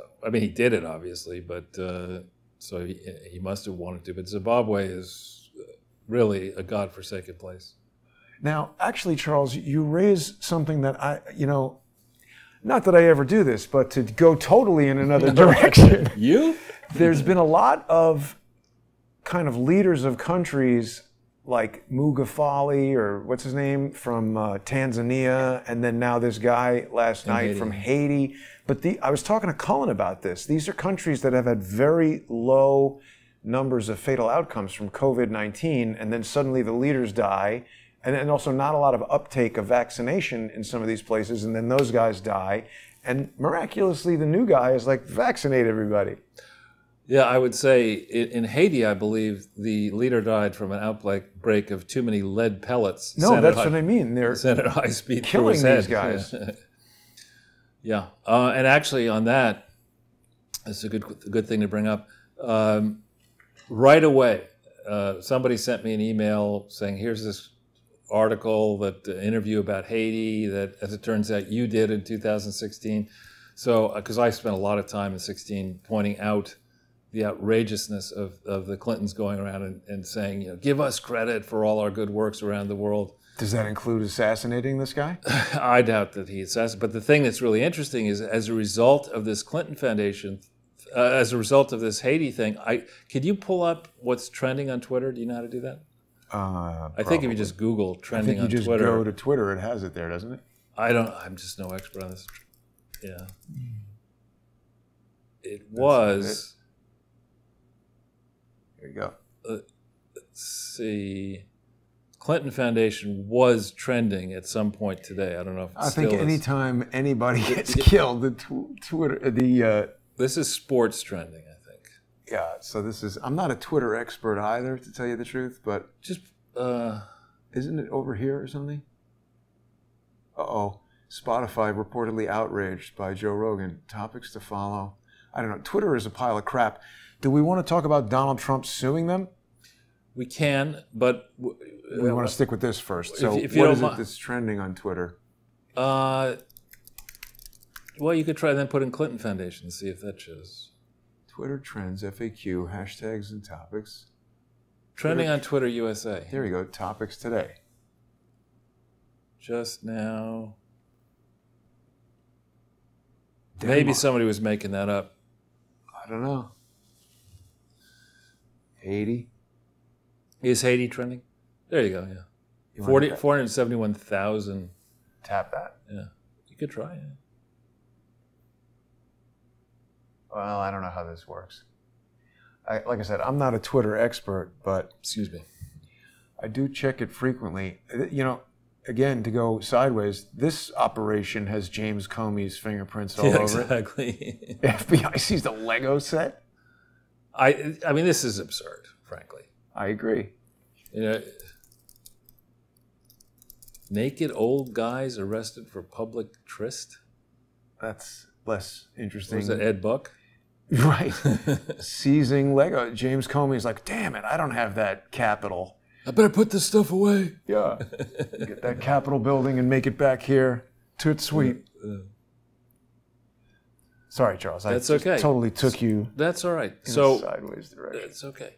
So just going back then also to the Philadelphia Freedom thing, because one thing we were talking about down there is, and you put in there question mark Philadelphia Freedom. Right. This is a movie about HIV and AIDS. True. And the Philadelphia movie. Right. And the real history, again, I am not saying that HIV isn't a threat, and I'm not saying that AIDS isn't a threat at all.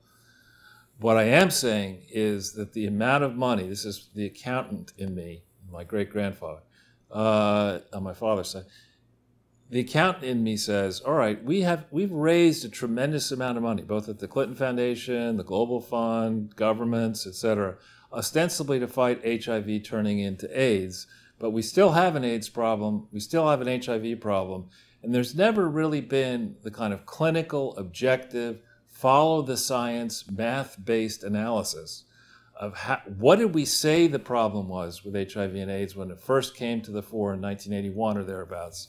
What do we believe the problem was? What did we then adjust our thinking to become? Originally, the problem was it's predominantly homosexual men and drug users. Right. And then under Fauci's aegis, it became, no, this could affect everybody. Give it to everybody, right. So that means if it could affect everybody, that means we've got to spend tons of money on this. And now we're going back to saying, it's predominantly homosexual men and drug users and people getting involved in places living in places in the world where there is not sanitation, not clean water, not electricity, and there's a prevalence in those type of countries of this problem still to this day. How much of the money was spent? How much of the prescriptions that were initially drugs that were prescribed and given to people with U.S. tax dollars, killed a lot of people. AZT, right? And we were told by Fauci, literally by Fauci and his people, this is the way to solve this problem. Take these drugs. Now it's like, you better not administer these drugs to people, you're going to kill them. And Fauci still sits on the 3-inch high pedestal where his... He's way off the ground. Right, way towering above the ground. Fauci is still on a pedestal, as is Deborah Birx, as are other people. And, I would argue that if we were to study and understand the problems that we have as a global society, the first problem we should begin to understand is Chicken Little syndrome. The people who scream the loudest about the sky is falling seem to be getting the most money, and then with that money and securing the fact that nobody's ever going to check and see where the money went, off they go, becoming the highest paid person in America, in the American government, and Fauci. We haven't yet put the microscope into the finances of the Fauci family and the Birx family and other people around this. And then we get into the brutal reality that I see just as an analyst, which is that when we come to understand the dark compromise that was made over HIV and AIDS. Dark compromise? The dark compromise was that Clinton and our magaziner went to these drug companies and basically said, listen, the generic drug companies. Ranbaxy in particular and others like it, you're not thinking clearly here. People are... That's like a gaslighting statement right No, this is recounted reverentially about Bill Clinton. They would go, this brilliant guy, Bill Clinton, would go into a drug company and say, you're not thinking clearly. Oh. If you price this medicine high, the people are going to die, meaning they're not going to need your medicine. If, on the other hand, you lower your prices... Make it up on volume. Well, you extend the life of your customers, which is true. When you put You could really milk them. Exactly. And we'll pay for it. Bill Clinton's a jackass. Right, and you sit there and you say, this is not somebody who is a candidate for a Nobel, or maybe is a candidate for a Nobel Prize. This yeah, is, right. right. He could have Robert David Steele type it up. Right.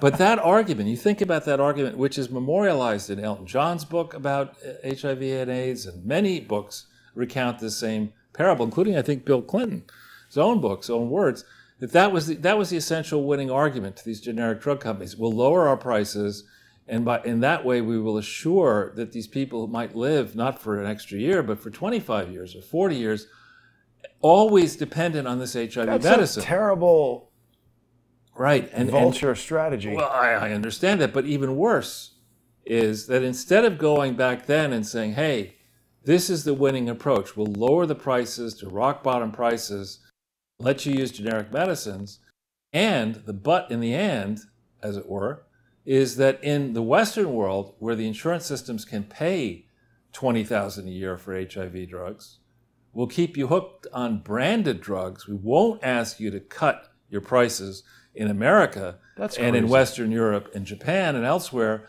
We'll let the branded drug companies keep their prices way up there. We'll let the taxpayer pay for these exorbitant prices. We won't allow we won't Why test taxpayers paying for it? Well, we won't. Let's just finish one second. We won't test the generic drugs and make sure that they actually are efficacious and not killing people. What we'll do is we'll say, out in the developing world, where there is no health care, where there are no hospitals, no doctors, no nurses, no electricity, no roads, no way of getting to the patients, we'll have this fable that we've lowered the prices of drugs. And isn't that wonderful? Without saying, like nobody can use them because there's no way to keep the drugs properly refrigerated if they need to be refrigerated, or make sure that have a doctor check if this person needs it, or even, and then can't make sure that the person even has HIV and AIDS. We'll just say, look, there is this global fund and it's got a lot of money in it. And guess what, dictators around the world, if you want to scam a bunch of money out of the U.S. government and the global fund, we'll help you do that. But we take our slice, which who knows how much that is. So there's that stuff going on in the developing world. And here at home, the reason taxpayers are paying for it is that a lot of the medical care is funded by tax revenues, right? Really? Yeah, sure. Medicaid and all that kind of stuff. You're taking it out of paychecks. You're borrowing. You're giving grants to the medical system. There's all kinds of subsidies, and it's tough to figure out. But in essence, in the West, we can afford these high prices. And then you really get into it, and you go, and no journalist, perhaps I should do this, but I'm not a journalist, nobody has gone and say, let's just for a second take a look at the speaking fees of Bill, Hillary, and Chelsea Clinton and ask ourselves how much of that money comes directly and indirectly from branded drug companies. How much have the branded drug companies been doing to pay off politicians like the Clintons, other politicians, other academics? How much of the political system is bought and paid for by Big Pharma? The whole thing, it seems? Right. How much advertising, for example, in legacy media comes from Big Pharma? I know watching Fox, it's just My Pillow and Cialis, and that's basically it. Yeah, and Peyronie's disease or whatever. And Pierogi's disease. Charles, I wonder, now that we've been hearing so much about gain of function, I wonder if it would be possible to target some sort of deadly virus at retired FBI Lego collectors. No, I wouldn't. We wouldn't want to do that. We want him to go to prison. That's true. Right. And we want to say, I'm wearing these shoes. I like black. Contract AIDS the old-fashioned way. No, I don't wish that on him, though I think he's a horrible human being. But, and I wanted to get a replacement for my previous pair of black loafers, and I went into the place where I buy my shoes. And and they have these new kind. With the white soles. And I'm like, what? And I noticed. That's racist. It's not racist. White soles. No, you're stepping on the white soles. Oh, there you go. That's even better. It's payback. Yeah. So this whole idea of Philadelphia freedom with a question mark, we're sitting here and people are, I don't know what the current thing to watch tonight. I don't really watch the Stanley Cup too closely. I don't even know who won. We were watching that at the hotel. But I don't know who won. Yeah, well, it didn't end. Yeah. I mean, it ended, but we didn't watch not while we were there. Yeah. So I don't know where we are in playoffs, and I don't know what the next thing to do might be. We're in summer now, in theory on summer vacation. But for the longest time, progressives and conservatives have been locked in this vicious debate back and forth. Progressives are certain that conservatives are backward-looking reactionaries who don't know what they're talking about, and people in the conservative social wing are sure that progressives are all baby killers. And so we're just fighting. And meanwhile, the grifters are getting richer and richer in both parties. And we, the people, are getting in worse and worse shape. So what happened here? It looks like Montreal won. How could somebody from Florida beat Canadians at hockey? That makes very little sense. As a guess, there are quite a few Canadians and Russians on the Florida team. That's probably right. Just as a guess. Screw this cold. But maybe it's got to do with, DeSantis' handling of COVID versus Trudeau.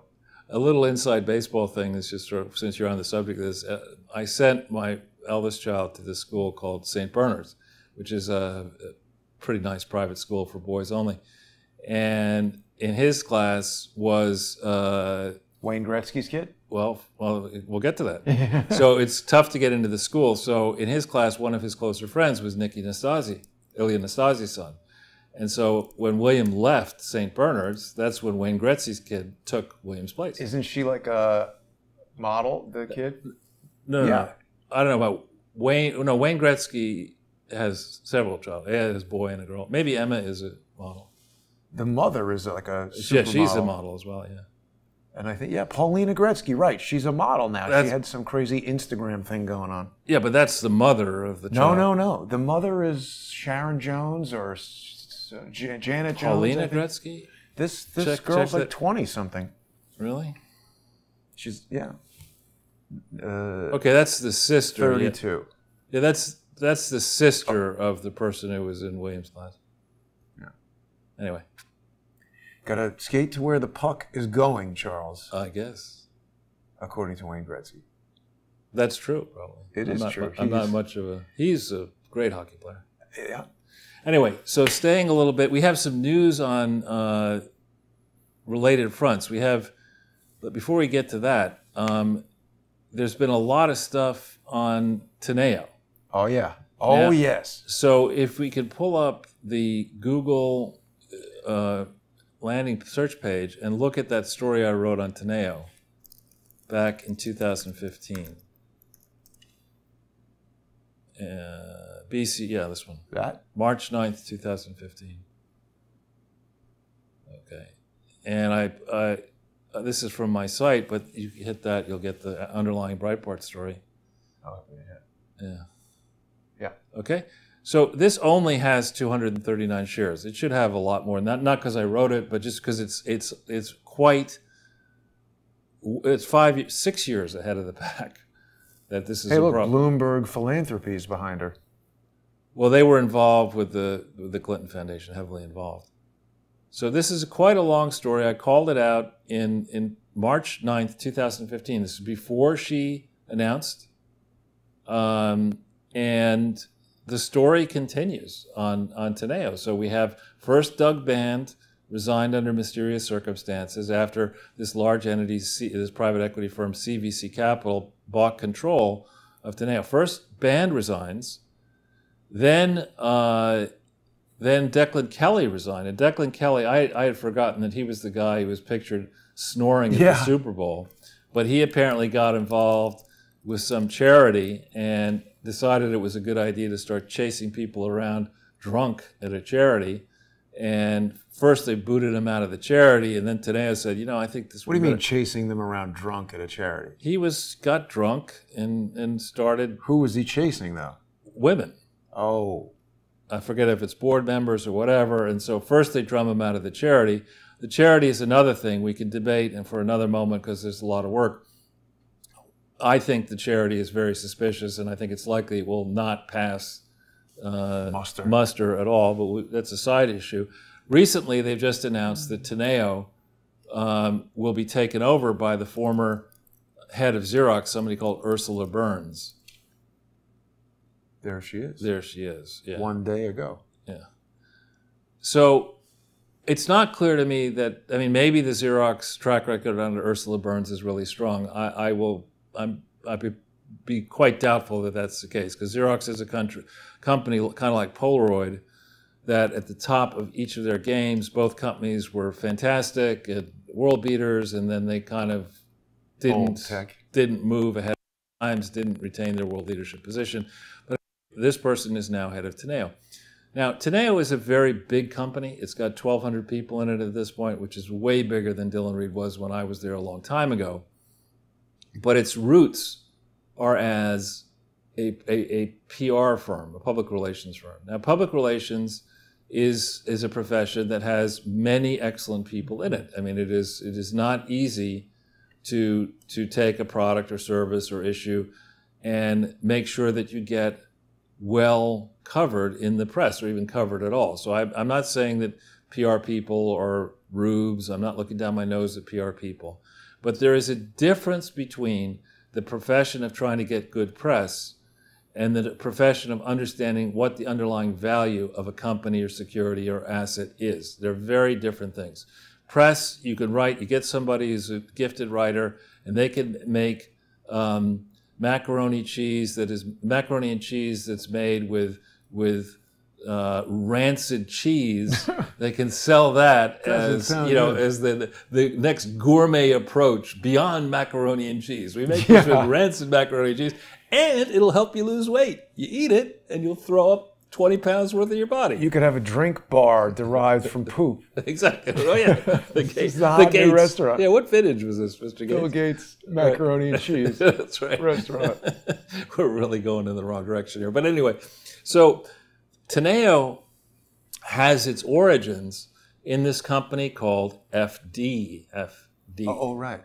Right? And so FD was purchased. Now, just to stop for a second here, to people who are not familiar with how the Securities and Exchange Commission works. If you're a publicly traded company in the United States, you have to make extensive filings that should be truthful, and they should be complete. This is like a guide. It has to be obviously truthful, or it's... Right, but there's my truth and your truth and the truth. So in theory, though, what you're supposed to do in a filing is you're supposed to make sure that any fact, the first issue is that any fact that is material must not be omitted. In other words, so just as the Clinton Foundation, we don't really know how much money went towards the Clinton Foundation, but they omit the part that was diverted from the books because the accountants find out about that, they're going to be upset. And we just say, well, here's the money we're prepared to say we got. Let's leave over here the $70 billion we diverted, or whatever the number is. And now we'll make, so the omission is very, very important. And then once you're dealing with the stuff that is not omitted, the so-called complete facts, those complete facts, all of which must be true. And not sort of true, like true. The old adage, Charles, which is omit everything, admit nothing. Exactly. That's not supposed to work for the SEC. So when you go back to that SEC filing, this is what's called an 8K/A. The A means amended. So a Form 8K is a form that is meant to describe material events. And this is a form that described, actually on Clarissa's birthday, which is October 3rd, the completion of the acquisition of this FD company. Notice that this is based in Baltimore, Maryland. Rod Rosenstein was U.S. Attorney in this time. Laureate was about to become created the next year in this jurisdiction. But anyway, FTI Consulting purchased FD, right? And they discuss all the intricacies of that purchase. This FD had been owned by Advent International, which is a company set up by Advent International, which is a private equity firm, an American firm based at one point in Boston that did deals around the world and had a specialty of doing these deals, okay? So without going into great depth that we could do, there is a lot of information in this and other filings that explains the particulars of how this FD firm was purchased by FTI. Now, in my experience, acting as agent and also as principal buying a company, if it's a company like a PR firm where the real assets of the firm walk out every day at closing, the people in the firm, if you're going to pay hundreds of millions of dollars for such a firm, you want to make sure that the key people stick around and don't steal your clients. Right. And so the theory here, Declan Kelly was a key person at FD, as were some other people. And Declan Kelly had become involved. I don't know if it was by 2006 or before or after. He'd become friendly with the Clintons. Hillary Clinton in 2006 had to raise money for her re-election as Senate, and it was crucial that she do that and win because they were all set up to have her run for president. Her announcement, unlike in 2015, her announcement was January 20th, 2007. The election was in November of 2006. So they could, you know, they're not stupid, the Clintons. They look ahead and they say, well, we got to get this locked. And most likely part of the sale, if we get into it, to FTI was you should buy this FD because the people around FD are really well plugged in with the Clintons and it won't hurt you. There's going to be a lot of work to do. You have the ear of Hillary Clinton, maybe the first female president of the United States. Crack the glass ceiling. And all that kind of stuff. And so the question is what Declan Kelly's position actually was back there in 2006, 7, 8, 9. Horizontal. And how noble was it, late at night, and how noble was it of him to say, you know what, out of the goodness of my heart, Hillary, what I think I'll do as an Irish person is I like to be America's representative to Northern Ireland. You know, go back through all this with the FBI, but wait, how do you do that when Robert Mueller's head of the FBI at this point? I mean, who's really going to look into all this? And what really happened with regard to FD? Well, fortunately we have, and I am picking on Doug Band, we have perhaps one of the dumbest lawyers ever to work in modern history. And he's made a lot of money off this Teneo. Doug Band? Doug Band. Let's reprise the infamous Doug Band memo. Yeah, where do we get that? Okay. The way to get it is to go into WikiLeaks Podesta and do, this is a clue for people who haven't figured this out. Let's search on Thatcher misspelled, T-H-A-T-C-H-E-R. What's the search field here? Yeah. Sorry, say again? T-H-A-T-C-H-E-R, which is not how you spell the last part of Simpson Thatcher. I say that as somebody who worked briefly at Simpson Thatcher as a proofreader. Now, there is a copy of the Band memo. AJ66, is that? That's Hillary. It is. I mean, that's Chelsea. Chelsea, right. Yeah, you can hit that one. This, you're going to have this is where they say we're going to have a private and confidential oral debrief with the lead, this is the lead lawyer at Simpson Thatcher, Victoria Bjorklund. Bill's definitely going to be there for that. Right. Well, actually, he's having a cataract operation or something, it says in here. The doctor's appointment. My father has to see for an oral. My father has cataract surgery the day before, and he really wants to pick me up. Anyway, so in my experience with lawyers, they can talk, most of them, very well. But when they want to make a case to you about doing one thing or another, they like to write stuff down, in part because it takes time to type it up and they can charge for their time. Well, they like it to be memorialized, I think. Right. And it's generally, particularly as I age, I find that I like to have notes of what happened in a meeting and go back to, because, you know, I've got a lot in my brain and I'm not necessarily going to remember it all properly. So, but when lawyers say that we want to have a confidential oral debrief, it typically is not because they're going to give you good news, right? They're saying to you, we want to, don't ask why this has to be confidential and oral. So there's no record of it. But yeah, so there's no record of it, because what we're about to tell you is like, you are in deep fucking shit. And we can't put that in any memo to you, because should this ultimately be subject either to a criminal proceeding or a civil proceeding, this will eventually be discovered, most likely, right? Right. So suffice it to say, well, that's just it. Discovery. They don't want these emails to come into discovery. Right. And we're now. This is in. What's the date of this email? I think it's 2011. Yeah. Yeah. 11/20/2011. Okay. So just to put this in context, November 20th, 2011, assuming that November 15th fell on a business day, is 5 days after the final deadline for filing the 990 concerning 2010. No 2010 990 for any part of the Clinton Foundation was accurate. None was. None of the corrected ones are. It's all wrong. And Victoria Bjorklund has written the book in multiple editions now, a New York nonprofit corporation law. She could either say, look, I know my name is on the book as a co-author, and I've had umpty-ump major conferences where I've taken credit for my work in this area, but actually I didn't understand what was in the book that's under my name, and I don't know anything at all about this, and I'm an idiot. I mean, you could try that approach, but if you contrast what she writes in her book. Oh, they've also misspelled her name, Charles. They have, exactly. Well, so that's a nice trick. From? Now, who's this from? Chelsea, right? This is the world's diarrhea expert who is not an expert on spelling. And we've seen this with the American conservatives. Here you see Simpson Thatcher without the second T. I don't think that's a mistake. May not. Because the other thing is, a lot of times in lawsuits, they'll say, please send us all correspondence with this person. And you search your emails, and then you can say under oath, we did a search, and to the best of our whatever, here's the emails. Oh, whoops, we forgot all these ones where her name is misspelled. A rotten apple doesn't fall far from the tree, which is exactly what Bill Clinton did, lying under oath. Right. And actually, he was disciplined for that twice.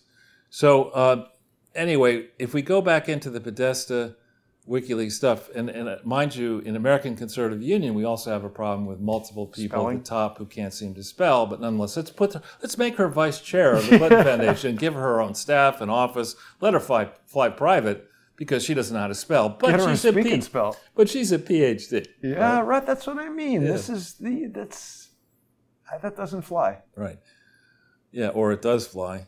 And it's attached, and we should more care about what the flies are buzzing around. But I mean, I bet you Hunter Biden probably can't spell that well, other than crack and yellow. Other stuff he might have difficulty with. But let's go and see if we can't find the Doug Band memo a different way. I thought we get it. There's multiple versions of it. If you put in Thatcher spelled properly, Thacher, and banned, and see what happens. Does it work that way? Yeah, separately banned. Government, here it is, that's it. This? Yep. Oh, and that's not it. Let's go back. There'll be one that will have attachment. Yeah. Ray, this one here. No? Oh. Definitely was in there before, maybe further up. It's got to have a attachment. Oh. No, let's try just banned. Banned on the run. Probably spells his name Banned. And let's reorganize it so it comes oldest first. Yeah. Is that redone? Is it redone? No. Okay, and let's see. Oldest first. Doesn't seem to be right. Because this is 15th, and here you go, 2008. Yeah, I don't know. Try it the other way, just in Google, Doug Band memo, and Doug Band Zero Hedge memo or something. It's definitely up there. Hacked. Yeah, there you go. But it's not hacked, is it? No. That's CNBC saying it's hacked. Wait. Further up here. Up? Document released by WikiLeaks. There you go. Okay. There we go. Attachments. And this is the final version. Okay, you see, notice it says final docx. We'll be able to find another sleuths. We'll be able to find an earlier version, but if that comes up. Oh, here it is. Okay, this is a memo which, for some reason, they say is to Victoria Bjorklund, and they say it's misspelled. Oh no, here it doesn't. But that's misspelled, and that's misspelled. And how come this didn't come? All right. So this is to those people with a copy to, and no, this is just priceless. President Bill Clinton, Clinton Foundation founder. And as they say, no, he didn't. He didn't found the Clinton Foundation. Unless if he did, then you got to go back to 97, 98, 99, 2000, and everyone afterwards, and put him in as a key employee. Because if he founded it, he's definitely a key employee. And whether she, in fact, was Chelsea Clinton a board member by November 16th, 2011 is a big question. I'm not certain she was. But anyway, In June 2009, DK Consulting was founded by Declan Kelly. Okay? He served as chief operating officer of FTI Consulting until June 2009. Okay? And that's interesting. I didn't notice this before. 2 different types. This is blue type here.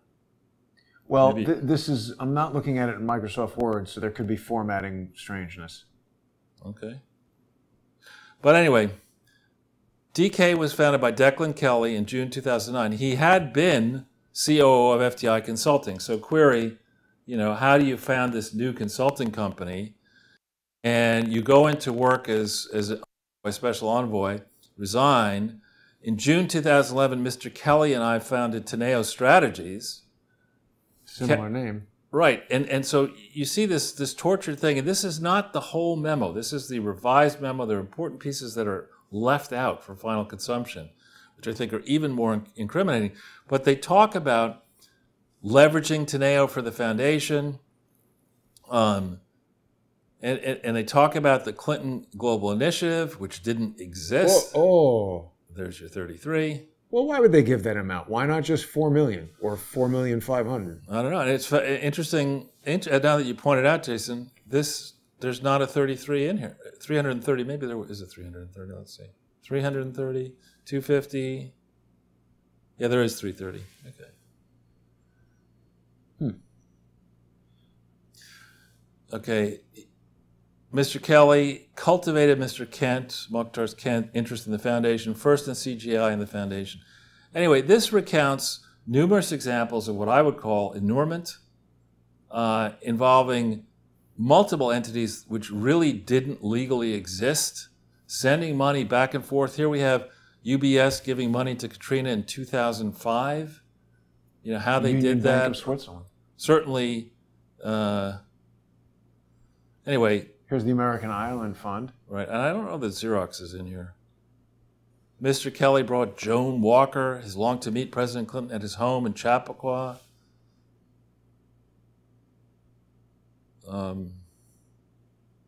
Teneo gave money. And here we have tenor clients. That must be something different. Oh, that's Teneo. That's like totally... No, it's Pavarotti. GEMS is this thing that's also paying Bill Clinton personally. Rockefeller Foundation. Of course. Interesting, these numbers don't jive with the Rockefeller Foundation filings. I've looked at them. I don't see I'll have to go back and look at them, but keep going. Laureate, we know about that. Laureate's paying Bill and Hillary starting in 2010, a total of $17.6 billion. And this guy's band is supposed to be a lawyer. There's a lot of lawyers who are kind of stupid. And here we are, the for-profit activity of President Clinton, i.e. Bill Clinton, Inc. It's like, I would like to send a memo to one of the most powerful law firms in the world, making sure that I copy all of these very powerful people who have legal liability. I'm a lawyer, by the way, and admitting that this is a criminal enterprise. Just in case you were wondering, we could have called it the criminal activities of Bill Clinton, Limited or Inc. or whatever. But let's just admit that there was more than $50 million in for-profit activity that Bill Clinton derived through the operation of these various, in quote, charities. It's mind-numbing to me that somebody would be this stupid. And here you have $30 million for him personally, and what do you see over there, Jason? With 66 divided by 2. The next 9 years. Divided by 2 is... Yes, I know. What? No, you got it. Well, I was just distracted momentarily here by Scott is telling us that the Rockefeller Foundation was one of America's first foundations. No, I know that, yeah.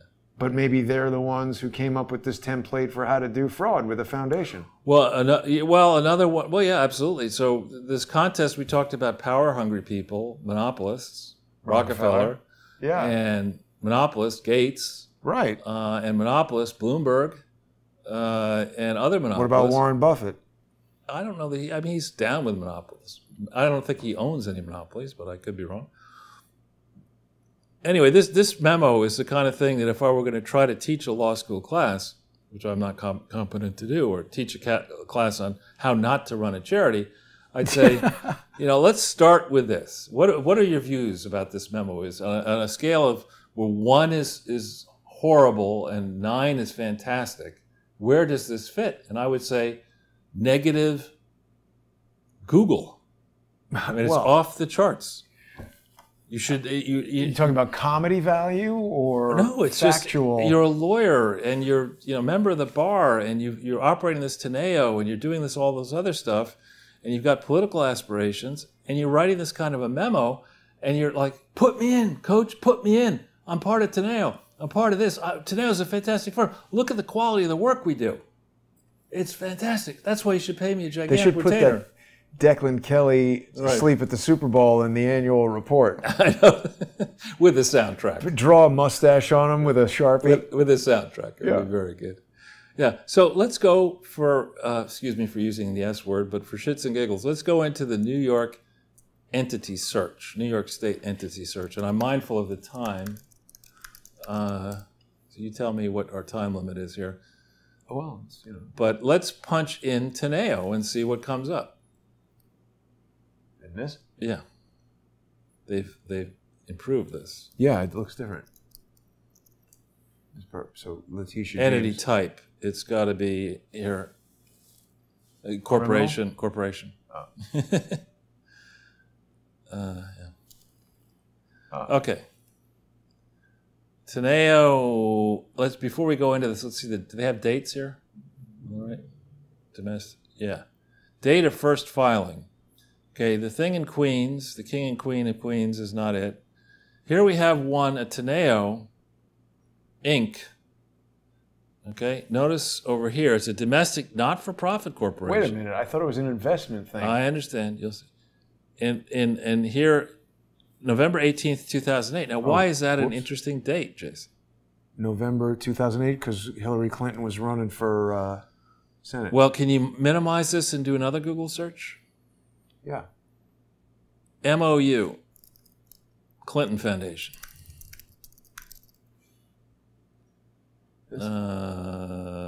State, let's see.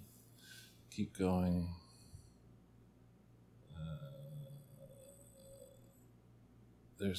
Here it is. Okay, let's look at the date of this. Oh, yeah, this is the thing. Well, you mean this date or the one where they have forged it? Let's look down the signature page and see what it says.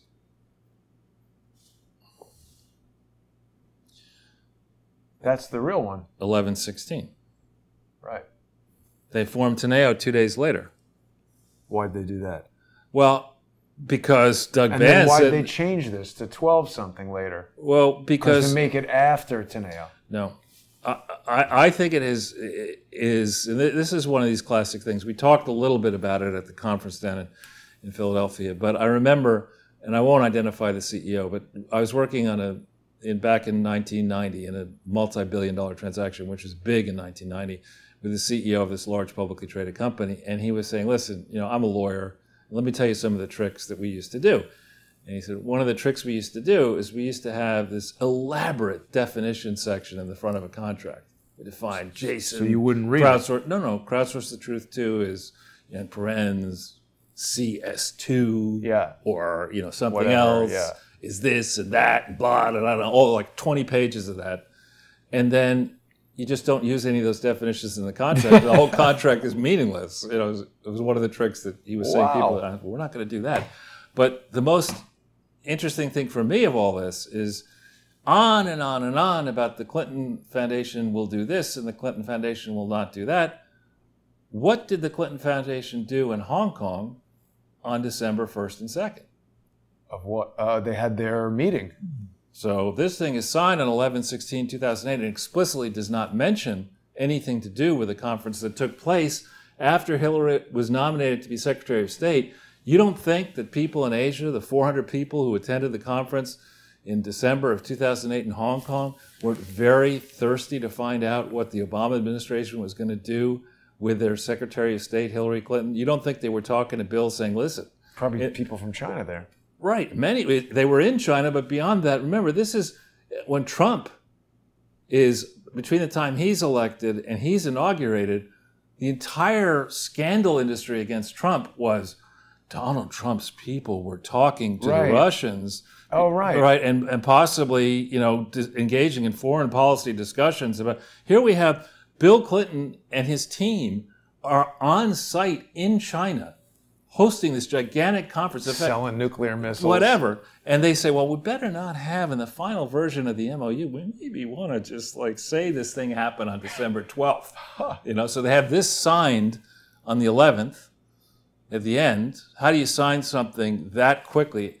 Valerie Jarrett had only been co-chair of this transition team for a day or so, okay? And if you actually go back up to the top. Well, there's just one more thing I want to point out to you about this, Charles, Only? and I think we discussed this previously, but I detect a distinct difference in quality with this type and the signature and the word Jarrett, which stands out as if this is another. They have some expert in there who's good at making PDF documents.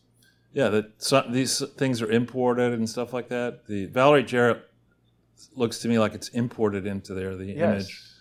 Not that and Obama Presidential Transition Foundation in bold, and William J. Clinton Foundation. First of all, William J. Clinton Foundation didn't exist on that date, right? It didn't have, I think we've been through this before, it didn't have bylaws, it hadn't changed its name properly. None of these entities actually exist they're talking about. But if you go to wait a minute. See, this is, you got the holes like it's from a binder. Yeah. So this, if it were legitimate, is a document that was printed and signed on a piece of paper, clipped into a binder, and then scanned to get it in here. So how does this thing have all these furry little JPEG artifacts around it while this type is all sharp? And, you know, and actually what I would tell you is this looks to me like a junked up document that has had the levels compressed to increase the contrast around here. This is a forged document for sure, I think. Okay, well, let's go to the first page of it. And you look here and you see this agreement is dated, you know, between... Oh, right. So wait a minute. So how is it signed before the date of the thing? Right. Time travel is possible, Jason. Well, wait a minute. Yeah, all my analysis of the image, they just have the wrong date on it. Wait, now it's jammed up. It won't let me move around the document. That's interesting, isn't it? Can you move it by doing this? Yeah. Let's just try this. Wow. What is going on here? Maybe go back and bring it back. The Lords of PDF. And this is December 3, 2013 production. There it is. Yeah. But anyway, look here. This says it's between the William J. Clinton Foundation, right?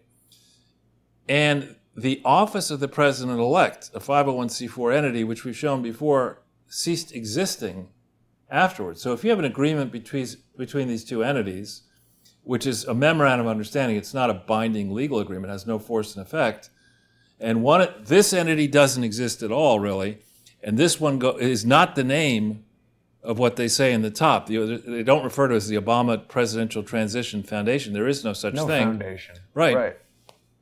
And here you have... blatant. That escaped me at first, Charles. So the document's created on December 8th.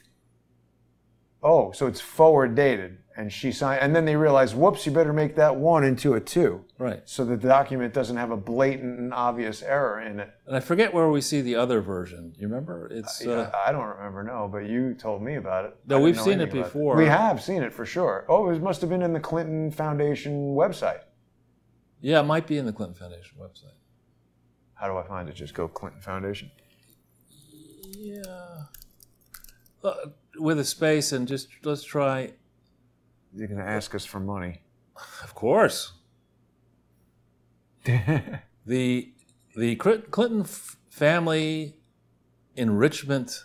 Self-Enrichment Initiative. So where is this stuff? What's the address of the place? 1633. I didn't notice that.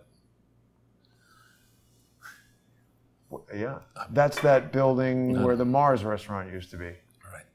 I think if you just Google Clinton Foundation MOU again, you'll get to and maybe John Kerry, misspelled. Yeah, that. Let's see if this one has the. No. We are actually running up against time deadline. Okay. And I only raised that point, Charles, because there's 2 other shows happening tonight. That's fine. Okay. We've got On the Trail of Son of Sam with Manny Grossman, and also High Dive with Lee Stranahan happening later tonight, because this was such an intense setup and execution for the 3rd Continental Congress. It's kind of amazing that I'm still standing. Do we have yes. two minutes? Just because there's one other thing I just want to cover. If we go into Gates Foundation and Zero Hedge. I meant to ask you about that they said that Bill Gates is going to buy... Right. And you should see my tweet on the subject. Her shit. How can you buy someone's... Assassins disguised as DEA agents killed disguised? How do we know they're disguised? But not just dressed. So China just banned its tallest skyscrapers. You guys can't exist. And they show you the guy getting... We're not going to do that right now. That sounds likely to get banned from... But keep on going down to the Gates story. Because it said that he was going to buy out her shares. Yeah, I know. Can you do that? No. I'm going to talk about That's what I mean. How are there shares in a foundation? Did you skip over it already, or did... Why don't we just say Zero Hedge? Gates Foundation. Because they might have pulled it down already. Yeah, there we go. Buy out.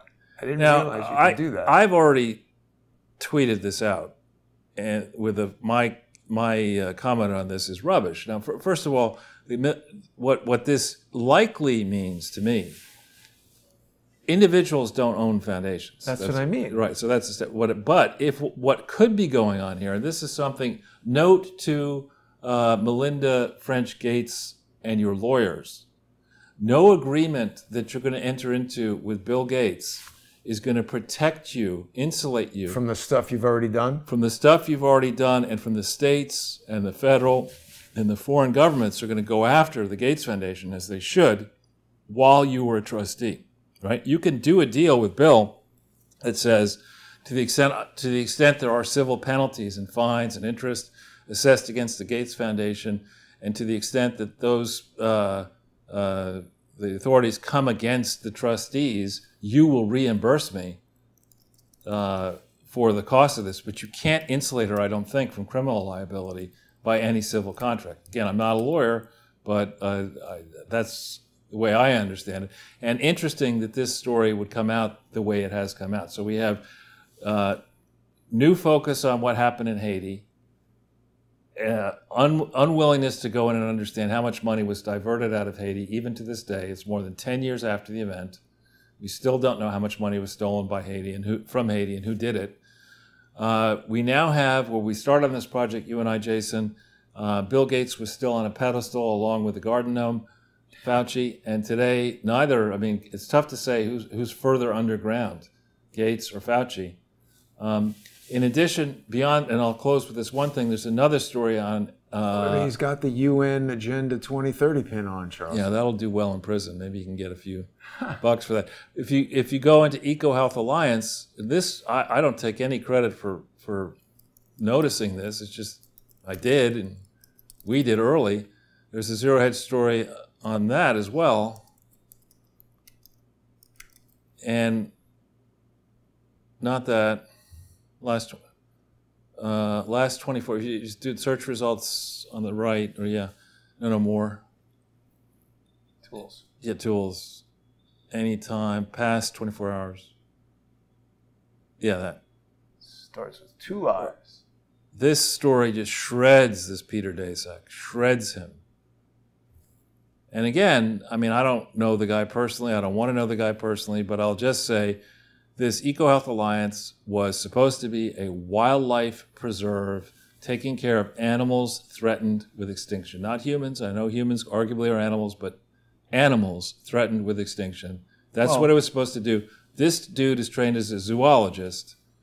What the hell is he doing seeking grants to study gain-of-function research, i.e. how to take a virus and make it do something it doesn't normally do against humans? Well, I think it's just anything that it Right. gains. But in this case, they were trying to. yeah. What and why is he? Why would you say, "Oh, I'll get together with a bat lady and drink some of this red wine or whatever that is"? The thing that David Hawkins has spoken about with regard to this gain of function is the use. This is serious. By using artificial intelligence to drive your gain of function research, you can like do things with wide numbers of samples that happen so much more rapidly than you could do as scientists doing, you know, like they could say like, okay, we want a virus that's going to attack old people or just this race. But honest, call me stupid, which people can. But you and I were just in Philadelphia. We drove back. Yep. Did you see any potholes? Did you see any urban Yeah, it was blight? a disaster. Did you see anything wrong in Philadelphia? I mean, Urban blight, I think you call it. I mean, this is one of the most. Did I see anything right in Philadelphia outside the room that we were in? Right. So I mean, here we have a country, and Philadelphia has a horribly dilapidated inner city, and it's got these historical monuments that are important. Here we have a city that's falling down, and America is routing money. Different arms of the government are routing money through a charity that doesn't exist, run by a guy who's not qualified to do the work, doing gain-of-function research instead of filling in the potholes in Philadelphia. It's not complicated. Forget the gain of function, fill the potholes. Once you have that done, maybe we'll let you gain some function. Maybe. You think that the highway could gain the function of being able to drive on it. Right. So with that, great art department. Thank you, Charles. It was another excellent show. I think people are enjoying the mixing it up. By the way, the reason that we weren't outside today is that it's like 95 degrees. Is it 195? I don't know if it's 195, but it was very, very hot. And I don't mind so much as it just stops the phone from working because it overheats so much. But I think this was an excellent review of information. For people who haven't had a chance to see the Third Continental Congress, it's available on Crowdsource the Truth 5. It's available. I've created a new Citizens Grand Jury channel because I'm trying to have all these co-host channels to help avoid the multiple strikes that keep taking out channels. People can also watch it on Rumble. People can, of course, become sponsors on patreon.com/crowdsourcethetruth and subscribestar.com/crowdsourcethetruth. And Freedom Watch. And Freedom Watch. People should go to freedomwatchusa.org. Sponsor Larry and his team at Freedom Watch. These kinds of things can't happen without the support and sponsorship of viewers. So please do that. And thanks for watching, everybody. I'm going to be back in just a little while. And what is that? Stupid comment.